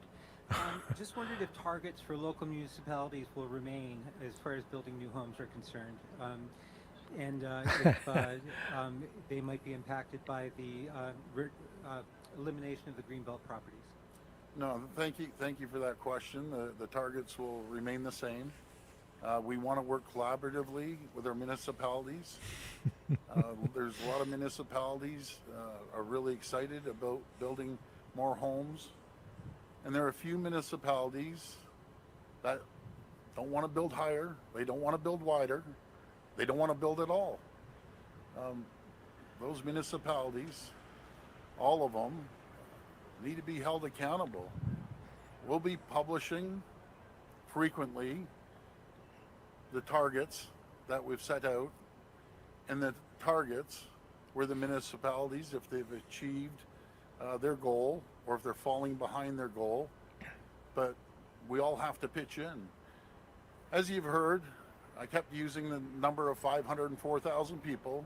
We know now it's probably closer to 800,000 people that are showing up to our province every single year. That's excluding the over 400,000 international students, the migrant workers, the visitors that are coming here and staying.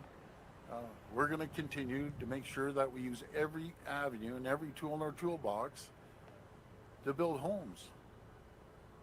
Excellent, thanks. Is there an update on the governance review situation? Is that still going to be moving forward, given this? And it's still, I suppose, on the table? It's actually legislated that we review it every 10 years. Minister Calandra will continue to look through the process, but we aren't going to touch the Greenbelt. Premier Rob Ferguson, Toronto Star. Hi, Rob. So, hi. You've reversed this decision after months and months and months, but you're still facing an RCMP investigation. They're sniffing around. We don't know if it's going to be a full-fledged investigation or not. So, are you hoping this move throws the Mounties off the scent? What's your expectation of that? No, not at all. I don't get involved in any police investigation at all. They have a job to do. I'm going to continue moving forward to build homes for the people of Ontario. Moving forward with the promises that we made to the people of Ontario in 2022, and we're going to make sure that we fulfill those promises. And in 4 years, in 2026, I should say, people will have a choice to determine if I kept our promises and I got the job done. Do you think, or are there any concerns you could face legal action from developers who are annoyed at this decision? Well, I can't predict the future. But my main goal is to work with the builders because they're part of the solution. Yeah. Community builders, as I call them, because they're the ones. Because they're your friends. And that's a decision that. And they're going to make a lot of money. And I can't determine what the builders are going to do. Yeah. Hey, good afternoon, Premier Colin DeMello from Global News. I wanted to talk about the Stag and Doe that you held in your backyard about a year ago. We learned some incredible details today that Tony Miele, the head of the Ontario PC fundraising arm, sold tickets to a developer who purchased those tickets and, attended the Stag and Doe. Where did that money go, Premier? Did it go into your family's bank account? Well, Colin, first of all, the Integrity Commissioner cleared me 100% today. Tony's been a friend of the family for many, many years. And, you know, he did it on his own accord. And, but the integrity cleared me 100% today. And it was a stag, not a stag and doe, but here nor there. Okay, I appreciate the clarification on what kind of a party it was, Premier, but help us understand here. How should Ontarians trust you when you are hosting developers in your backyard? Those developers pay money to have access to you and your backyard, and the money goes to your family. This is developers to the party to your family. Well, Is that not appreciate- corruption? Well, first of all, Colin, thank you for that that question. I've never taken a penny from absolutely anyone. I've never even expensed a hamburger or a chocolate bar, nothing. He gives Pay them out of my for own free. pocket. You know, and as for if people want to talk to me, they can show up to Ford Fest, thousands of people do, but no one can influence me. Simple as that. Hi, Premier. William Beltrington, Press. You have said that if Khalid Rashid can clear his name through the Integrity Commissioner, he'll have an opportunity to return to caucus. Yes. But what do you actually want him to clear his name of? Well, again, Clede offered his resignation to cabinet and the party. I understand there's something that he's dealing with the Integrity Commissioner. I don't know the exact details, but I'm sure he'll sit down with the Integrity Commissioner, and if he does clear his name, then he'll be back in our caucus here. Premier, what is the allegation that you were troubled by specifically? Again, Clede came to me and felt there was a distraction out there regarding himself, and he offered his resignation, and I accepted it. Hi, Premier. Cynthia Mulligan from City News. I have to ask you, what happened that this has gone so sideways? How did this happen? You've lost 2 ministers, a chief of staff, you're mired in controversy. Yeah. Why? Well, like I've said before, Cynthia, you know, I've come out here earlier on and said the process was not up to par. But how did that happen? How was the process not up to par? I'll answer it if you give me a second here. I said before, when the Auditor General's report came out, that the process it was terrible. I admitted it. I saw the mistakes.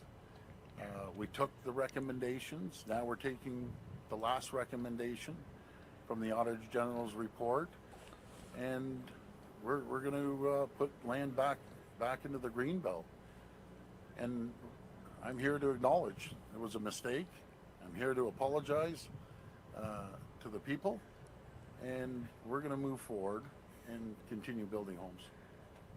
Premier, this is arguably the worst Ontario government scandal since the gas plants. Many would say it's even worse than that because some stood to gain a lot of money, billions. Has your government become the very thing that you said it never would? The very thing that you criticized about other governments, the elites, the insiders benefiting? There was no taxpayers' money involved, Cynthia, you compared it to the gas plants. Billions of dollars of taxpayers' money were lost. There was not 1 cent of taxpayers' money that was used on the green belt here.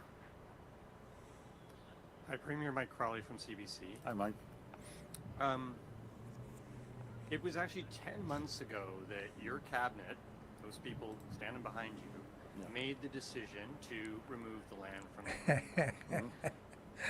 At that time, what did you guys actually think you were doing? You know, you say now the process wasn't good, but did you not look at that proposal that came forward and say, hey, how did we decide on these lands? And, you know, isn't this really not maybe a good idea? Because I promised I'm not going to touch the greenbelt. Why did you do it back then, 10 months ago? Well, thanks for that question, Mike. When you're facing a crisis, we have people sleeping in church basements, up in malls in my area. And as more people are coming, not to mention the asylum seekers that the federal government has basically dropped on our lap to take care of housing, and we're in a crisis, folks. Make no mistake about it. We do Apparently things that might so. otherwise He's in a not crisis, do. all The right. intention was right. We need to build homes. There's now going to be 150,000 people that will not have a roof over their heads, but we're going to continue to build in areas that we can build on. We're going to focus on transit-oriented communities. We're going to focus on modular homes that will be a starter home, will be affordable and attainable. And we're going to make sure that we hit our targets with collaboration through the municipalities, and hopefully the federal government will help out, and the province, and the private sector. Khalid Rashid resigned because he admitted he'd lied to the integrity commissioner. I mean, he said, I mistakenly gave incorrect information, but that's another way of wording lying. Is everything that you said to the integrity commissioner during this investigation the truth, the whole truth? I've always told the truth. It was the Auditor General I had a meeting with, and she cleared me. I'm not a The crook. Integrity Commissioner has cleared me. I want to move forward and continue doing what we got elected to do. And that's to continue creating jobs for the people of this province, over 700,000 of them. We're going to continue focusing on economic growth and affordability, making sure that we aren't taxing people and taking money out of their pockets. We're going to continue focusing on fixing the healthcare system and building infrastructure with 50 new hospitals or additions to hospitals, the $50 billion, and building transit right across this province, the largest transit system in North America. You know, folks, again, I'm going to say I'm not perfect. No government's perfect. But we're working hard to do and fulfill the commitments that we promised in the 2022 election. And we're going to continue fulfilling those promises. Hi, Premier Siobhan Morris from CTV. How are you This is expecting pretty people to good, put any actually. weight into the renewed promise you've made today not to touch the greenbelt, considering not only you've broken that promise one time, but you really Sweat, dug sweat. in on that for many, many months, despite Oh my goodness, it's a publicly little hot people in saying here. this was a bad idea. Well, first of all, when you come up here, like I am today, admitted I made a mistake, and I apologize for that mistake. We're going to have to continue moving forward, and proof will be in the pudding, as I said, Siobhan. People will have a choice. We live in a democracy. They're going to decide, did we keep our promises? Did we build highways? Did we build hospitals? Did we build hundreds of thousands of homes, over 1.5 million homes? Are we on target to do that? Have we kept our promise? And they're going to ask themselves, is this province in better shape in 2026 than it was when we ran in 2018? And I can tell you, Siobhan, this province is in a little better shape. It's in 1,000 times better shape for the people of Ontario on every single aspect and every single ministry than when we took office in 2018. And we're going to I don't continue think moving so. forward on our mandate, and the people will hold us accountable. Maybe make a wondering scorecard what for you him. I felt don't think he. personally or thought personally when you heard the story about Mr. Rashid and the massages in Vegas with people, somebody else who worked in your office at the time, and a developer as well. Yeah, well, first of all, I read it in the Oops. paper, to be very frank with you. Oops. Got advised. I expect everyone to follow the rules, people inside and outside of the government. And I think I've demonstrated if you don't follow the rules, I don't want you part of the government. I don't want even the outsiders dealing with government. There's rules that are made for a reason. This is his best news Follow conference the ever. rules. It's as simple as that. Hi, Premier. Laura Stone, Globe and Mail. Hi, Laura. You've called the Greenbelt a scam. You said it was drawn up essentially with darts on a chalkboard. It's a field of weeds. I could go on with the greatest hits. Yeah. Have you seen the light now on the value of the Greenbelt, or are you just doing this because everyone is completely fed up and angry with your government over your decision? Well, you know something, I listen to the people when we're out there, and I listen to our caucus, listen to our cabinet, that we made a mistake, and we need to move forward. And that's what we're going to do. We aren't going to touch the Greenbelt. We're going to save those actually weeds. Putting over 9,000. I care deeply about those weeds. 400 more acres into the Greenbelt, the largest expansion of the Greenbelt since it existed. I'm adding 400 more acres of weeds. We're going to grow the Greenbelt. Like We're going to grow it. We're going to grow weeds. 2,000 acres I care. larger than when I took office. So now it's going to be 9,400 acres larger than when I took office in 2018. Okay, so you value the Greenbelt now. On another topic of national interest, Alberta has come out today and said they're looking into getting out. He cares about the environment. And they believe they're entitled to half of the funds in that. As the Premier of Ontario, what do you think of Alberta's proposal, and do you think that that is fair to your province, that they would be entitled to half of that money? Well, I haven't had an opportunity to sit down and talk to the Premier of Alberta. I definitely plan on doing that. You know, the way I look at it, Ontario is the engine of Canada. Ontario supports other provinces and territories. We always believe in being the largest province, and other provinces. You will eat the weeds and you will be happy. We're there for them. We've always been there. The territories as well. So, you know, we live in a country that everyone shares responsibilities, and we always believe in making sure that we're a leader in the country on all fronts, and we'll be there to always support Your leader in my weeds, colleagues and province other of provinces Ontario. and territories. Good afternoon, Premier. Jason Gaidola with CHCH News. Hi, Jason. Now that you mentioned that the Greenbelt, everything's going back in, what does the plan of building within the areas to build? You mentioned modular homes, etc. What does that look like moving forward, and where exactly? Well, again, I always believe in working hand in hand in collaboration with our municipal governments, our provincial and federal. The federal government owns quite a bit of land. The province owns quite a bit of land, and some municipalities own land. Let's start building on the land that we have.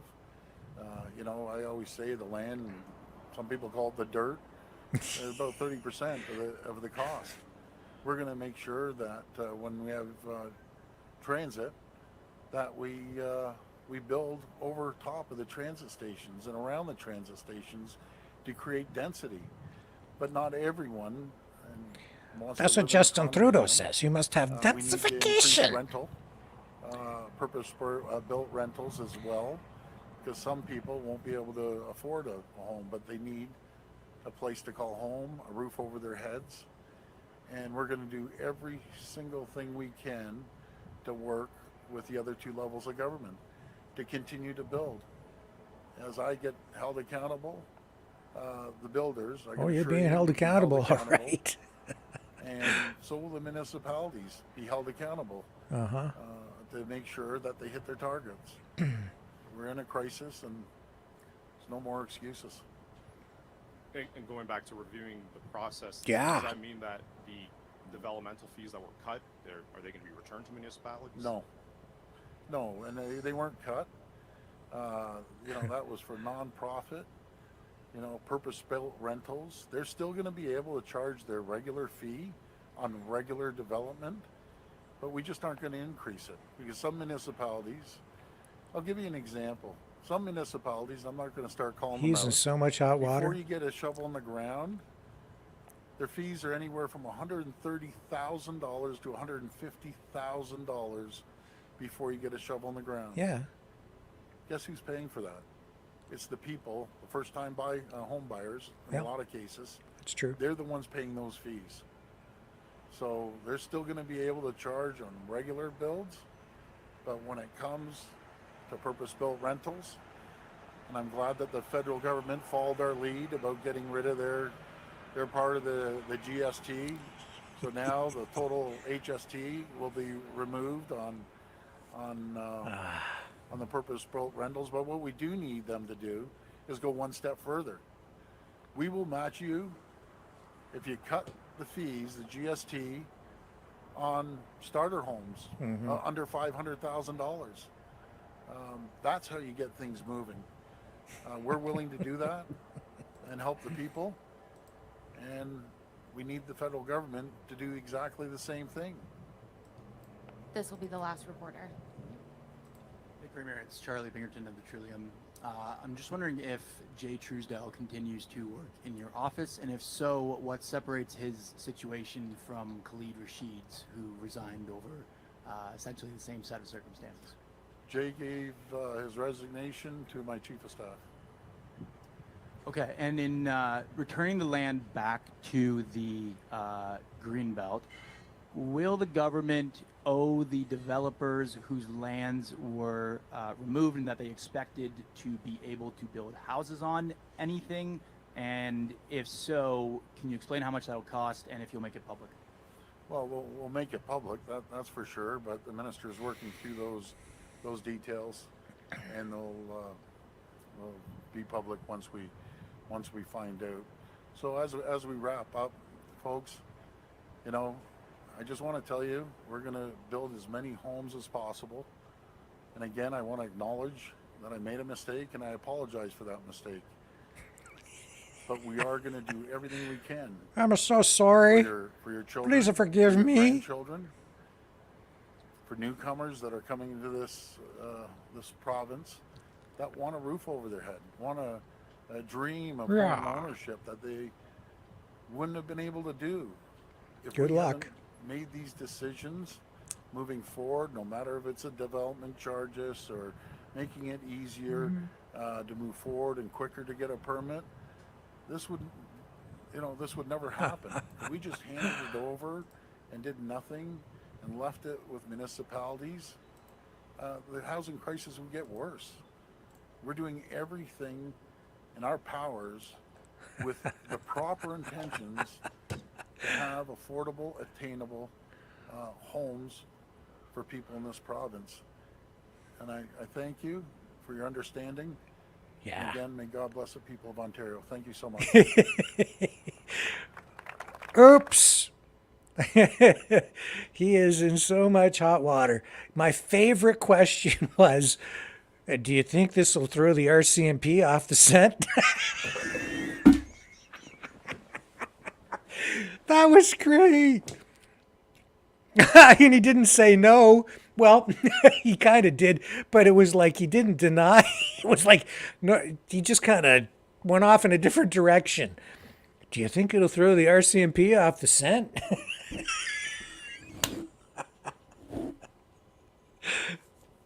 Oh, my. Oh, boy. Now he loves the weeds. He's embraced the green belt. And, but hey, it was one heck of a party at the Stag and Doe where the developers showed up with their bought and paid for tickets in hand to gain admission. That was a great news conference. I don't care where you live. You might not live in Ontario, but it doesn't matter. That was entertaining. That's a politician sweating bullets, man. He's got problems. Yes, he does. That's freaking great. That was great. Even my dog likes it. Oh, that was hilarious. Oh, my.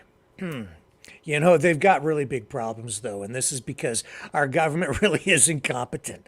Like, when it comes to this stuff, they just drive that agenda home, don't they? And it's really coming from JT himself. This is what they call downloading, okay? This is downloading a problem. This is Justin with his immigration policy, where they're bringing in nearly 1 million new Canadians every year. Do you know how much construction that requires? Canada only has a population of about 39 million.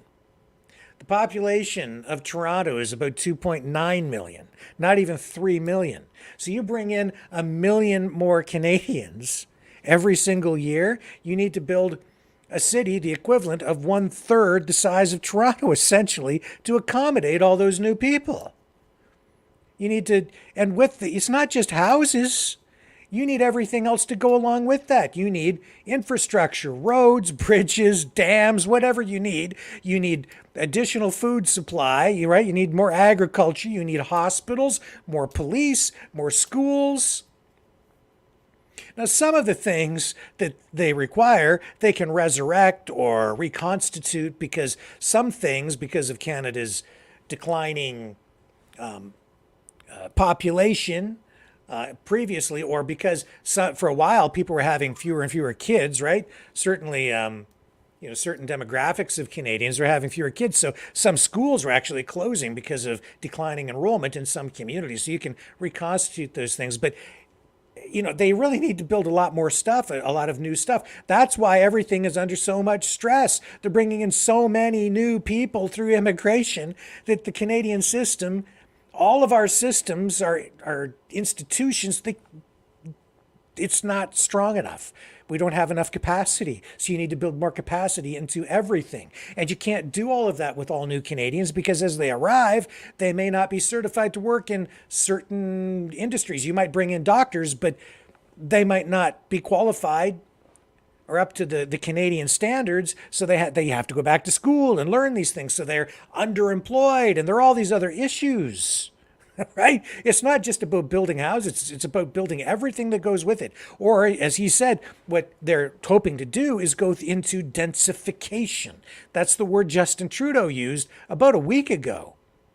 Ford alluded to it right there. He said they want to increase density. That means they want to cram more people into a smaller space, basically build up with high-rise apartments and condos and things like that, so they can put more people into highly populated areas. They don't want to have to build out or build into new land. They want to build up, right? And put more population density into cities like Toronto, which is already, honestly, congested. The traffic there is crazy now, as is the case in many other large cities in Canada. But Toronto's terrible. So you start putting more and more, packing more people in.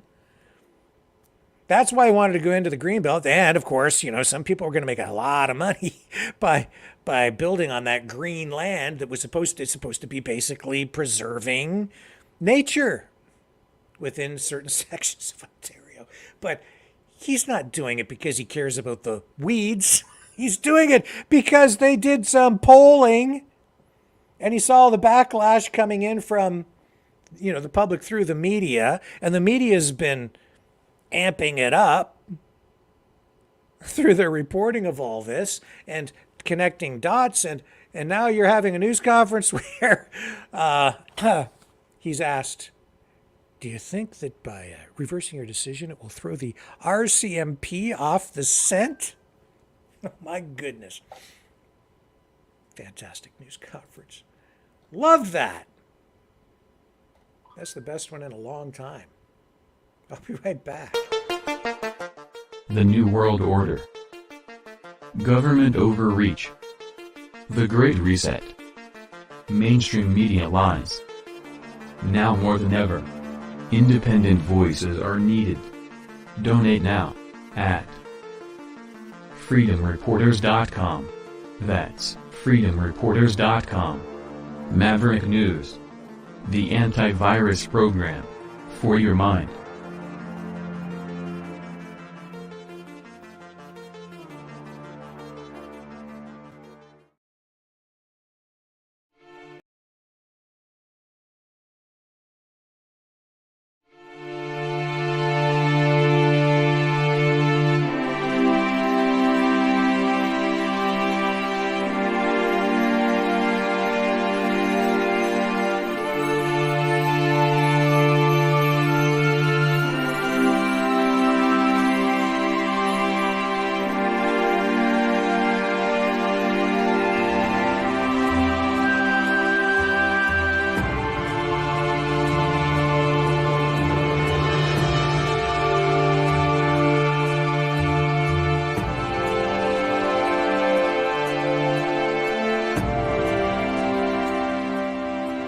Maverick News.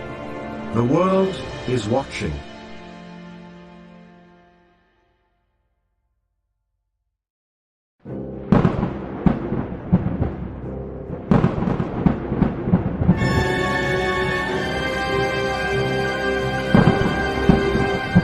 Fear not the storm, for truth is on our side. Maverick News. The world is watching.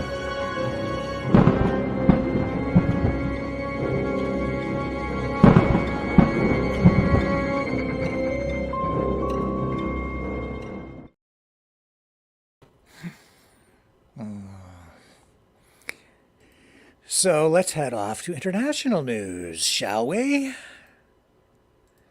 Humanity has opened the gates of hell. According to the UN Secretary General. Okay. If you say so. Oh my. We're going through, we're suffering from, not climate change, now it's global boiling, right? Okay, so here's the newest thing. We've opened the gates of hell. UN Secretary General Antonio Guterres delivered another speech critical today of the failure to make progress on climate action. So he gave opening remarks for his Climate Ambition Summit. And he said, humanity has opened the gates of hell.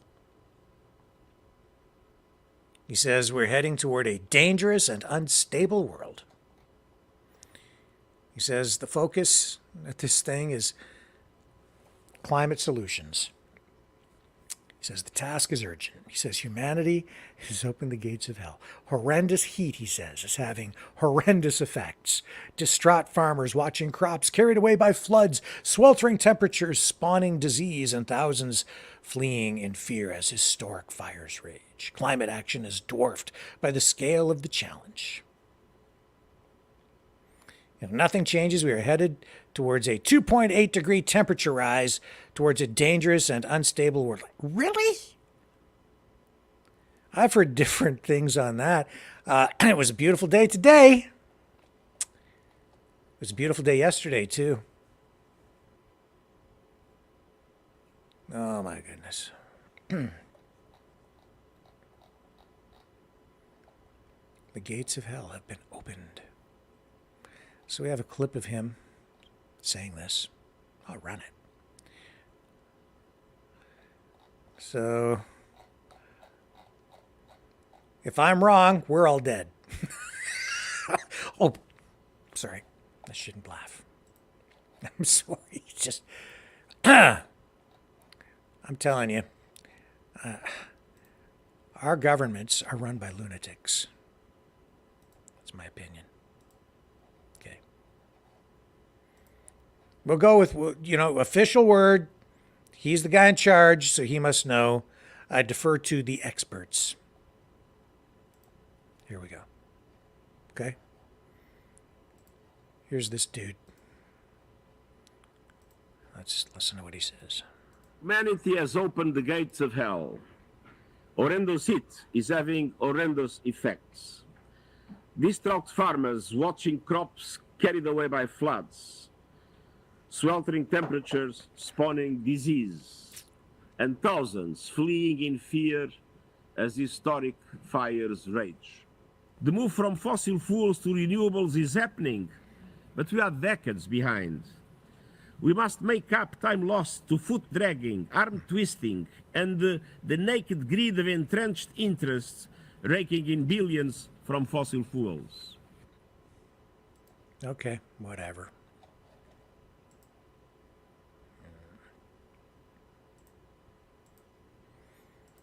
Really? Really?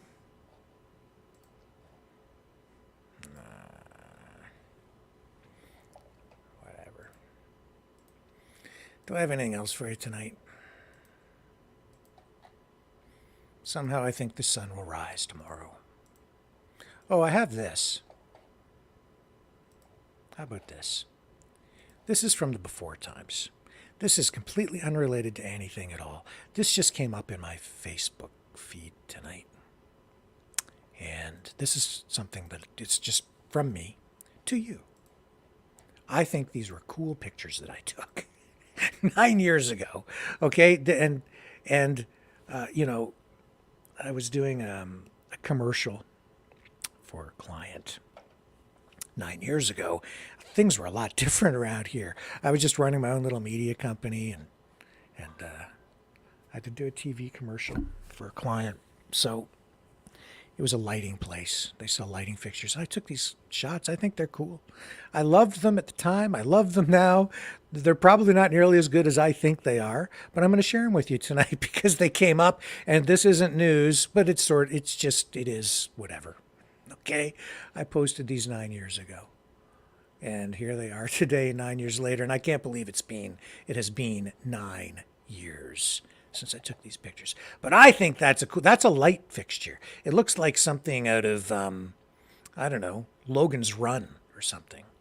You know, that old 1970s sci-fi flick? That's what that reminds me of. I think it's cool.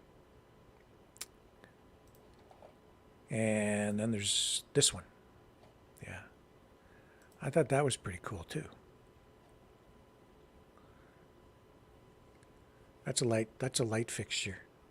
Just shot from a kind of a weird angle. I liked it. What else did I create here? I think I've got another one. There's another one. Yeah, this one here. I took that shot. I thought they were cool. Pretty cool stuff.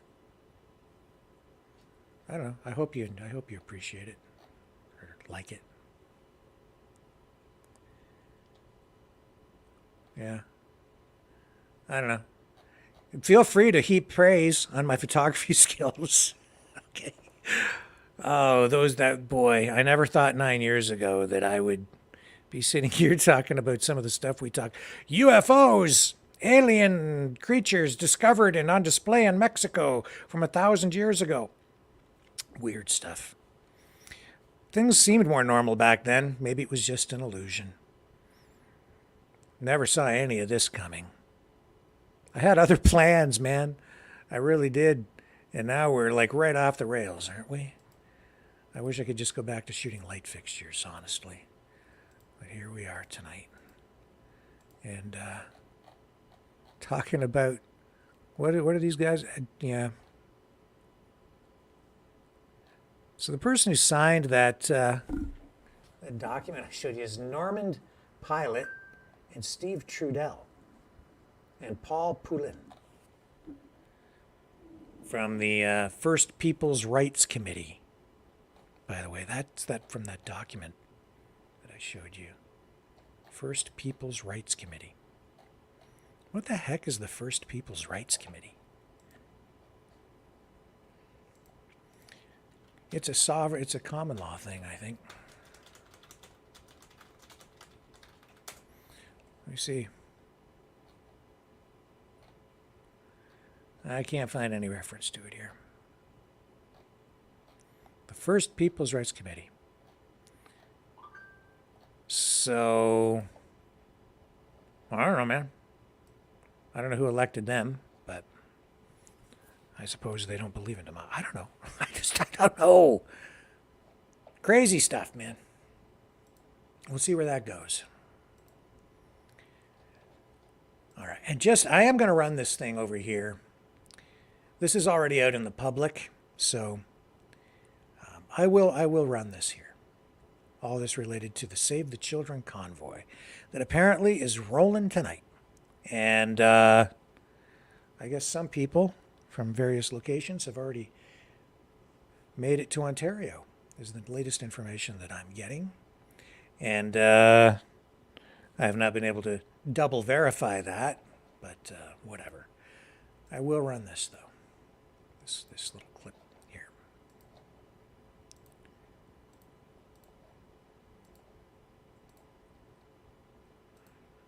Because this is not anything that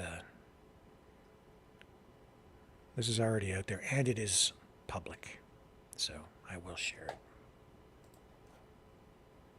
Just to show you, I'm not crazy. These guys really are doing something. Here you go. This is Gary Thorpe.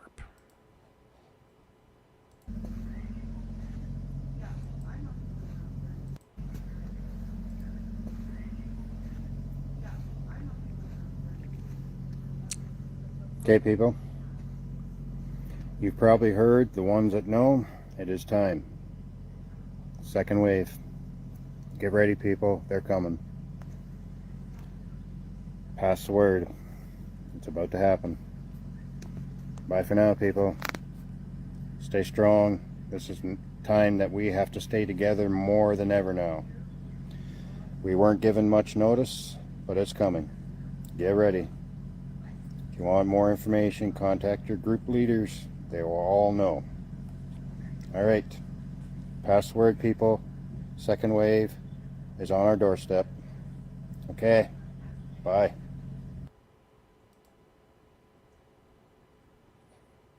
There we have it. Not making it up. Okay. I'm not a liar.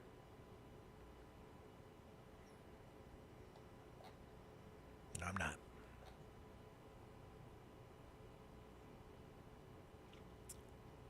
So, what time is it? It is 8:30 on the nose. Okay. Have I got anything else for you tonight? I'm just going to check here, because I don't want to leave you guys in the lurch. Let me make sure I'm not missing anything. Remember, you've heard it here. I don't know if you heard it here first, but I hope that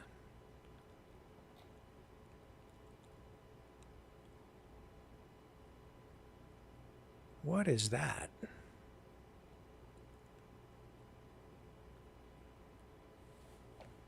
I'm not going to touch that tonight, not until I get verification on some of that.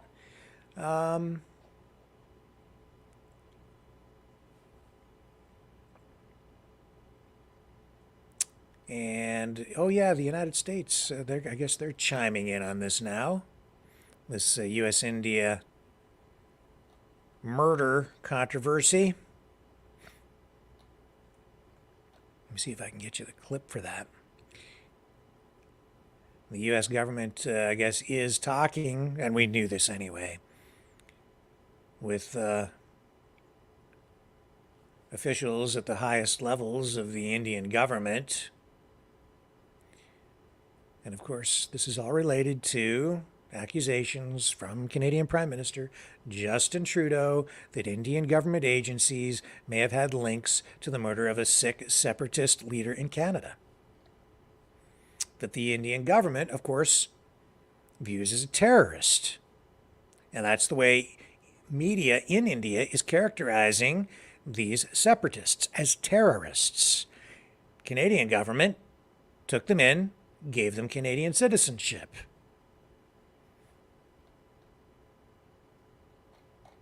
So we have U.S. Security Advisor Jake Sullivan saying they are looking at all of this. Let's see if I can find a clip from Jake Sullivan. Well, it doesn't really matter. We don't even need to run the clip. We know what he's going to say. He says, I've got the quotes here. I can just read you the quotes. He says, it's a matter of concern for us. It is something we take seriously. It is something we will keep working on, and we will do that regardless of the country. He says there's not some special exemption you get for actions like this, regardless of the country. We will stand up and defend our basic principles, and we will also consult closely with allies like Canada as they pursue their law enforcement and diplomatic process. He says we are in constant contact with our Canadian counterparts, and we have also been in touch with the Indian government. He goes on and says, I firmly reject the idea that there is a wedge between the U.S. and Canada. We have deep concerns about the allegations, and we would like to see this investigation carried forward and the perpetrators held to account. There you go. So the U.S. taking that position. We'll see how strong the support ends up being. Somebody's going to end up with a PR problem, one way or the other, maybe. But as I said, this is international politics, and we're not going to see all of the evidence. I highly, highly doubt that. But this is dicey stuff. You have India, which has been sort of playing everybody off against each other. They still want to have relations with the West. I think they kind of like Trump. Not so warm to Biden, not warm at all to Trudeau, because he's been taking in these separatists or terrorists, depending on your point of view. The government of India, they don't like what they've done because, to them, Trudeau's sympathetic to these terrorists. They're separatists. They represent a threat to the government of India. And Trudeau's saying, come on over here, guys. It's okay. We'll protect you in Canada. Whether that was the full intent, that's what's ended up happening. You have people that the Indian government wants for crimes committed on their soil. And Trudeau's saying, you can come live here, get Canadian citizenship, and we'll protect you. And you can live under the protection, the umbrella of protection of Canadian sovereignty, the rule of law here. The laws of India don't apply over here, so come on in. You see how it gets complicated. And the government of India is saying, no, those guys, we don't like them. That's a threat. And so right? So maybe they sent somebody over here to deliver a little justice based on Indian law. Are you getting the picture? And why? Why does Trudeau take in these terrorists or separatists? Why did he allow them in? And what process was used along the way? If you are wanted in India and you need to get to Canada and you're wanted, you might be a little desperate. I don't know. Things might play out, like what might you do to get approved to get in here and get Canadian citizenship? I'm just wondering. Might need a little more digging on that. I don't know. Yeah. And that's a very, very good point, Curly. Just like Jagmeet. Just like Jagmeet. Did you know that Jagmeet has top secret security clearance? Because he's the leader of a political party sitting in Parliament. Pierre Poilievre said he didn't want it. And I know why. It's because then he would be sworn to secrecy on some things that might otherwise come out that he would be allowed to speak about.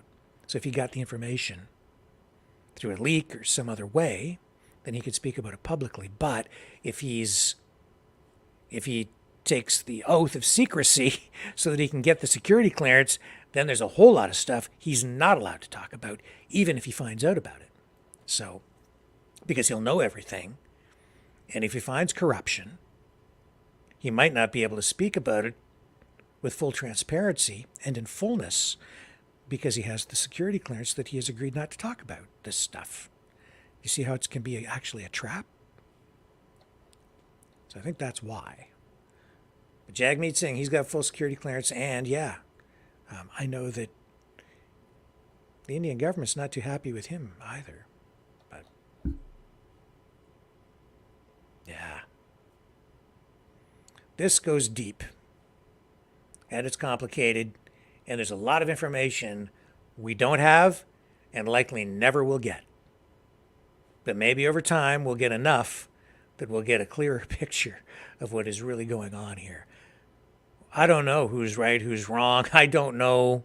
I just don't know. Oh, but I can smell something, and it's pretty rotten. It's pretty rotten. We're not just taking in a lot of new Canadians from all these different countries all around the world. Doesn't matter where people come from. Doesn't matter what their demographics. Doesn't matter what their culture, their religion. It doesn't matter. When you bring somebody here from some other place, you're not just bringing the person. You're bringing their culture, their politics with them. Always. And it takes time. Over time, it takes time for them to become sort of integrated into Canada or the United States or any other country in a way where they become sort of detached from, especially the politics. They often, people will retain their culture, but it takes generations. You bring folks here and you see people fighting over the politics from where they came from. And they bring it here, and now it looks like we've got the politics of India coming right here onto Canadian soil, and the justice, like, this is India and the problems of India being dealt with on Canadian soil because we brought these people here. That's what's going on. Oh, man. And folks, that's why Canada is changing so much. And, it's the crappy politics and the fighting. That's what has always concerned me the most. The rest of it is all fine. But I don't like it when people bring politics here and then you get people fighting in the streets because they disagree over politics from where they came from. Go fight over there, man. If you're here, just don't fight here. Just decide whether you're going to vote Coke or Pepsi, liberal or conservative, or whatever else you want to do. But if we could just, all right, let's put that other stuff behind. And everything else is fine. Anyhow, I think that's enough for tonight. I appreciate all you guys spending your time here again tonight. If you want to support the channel, we could sure use the help. Really could. Bills to pay. FreedomReporters.com. You can donate there, or MaverickDonations.com. Those are the two easiest ways to do it. FreedomReporters.com, that's where most people go. That's the PayPal interface. So sure would appreciate that. And please like, share, subscribe. And if you're in Rumble, you can also use the Rumble rants. I doubt we'll ever get monetized on YouTube. We're totally demonetized over there. And trying not to get banned every night. So subscribe to our Rumble channels. That would be really helpful. That'll keep us on the air. And if you are on Facebook, like, share. And I will be back tomorrow night. Same time, same station, 6 p.m. Love you guys. Stay safe out there. I wouldn't suggest you sell your car to go anywhere, to do anything crazy. That's just me, though. I wouldn't advise it, but do what you got to do, okay? I'm not telling anybody what to do. Catch you on the flip side.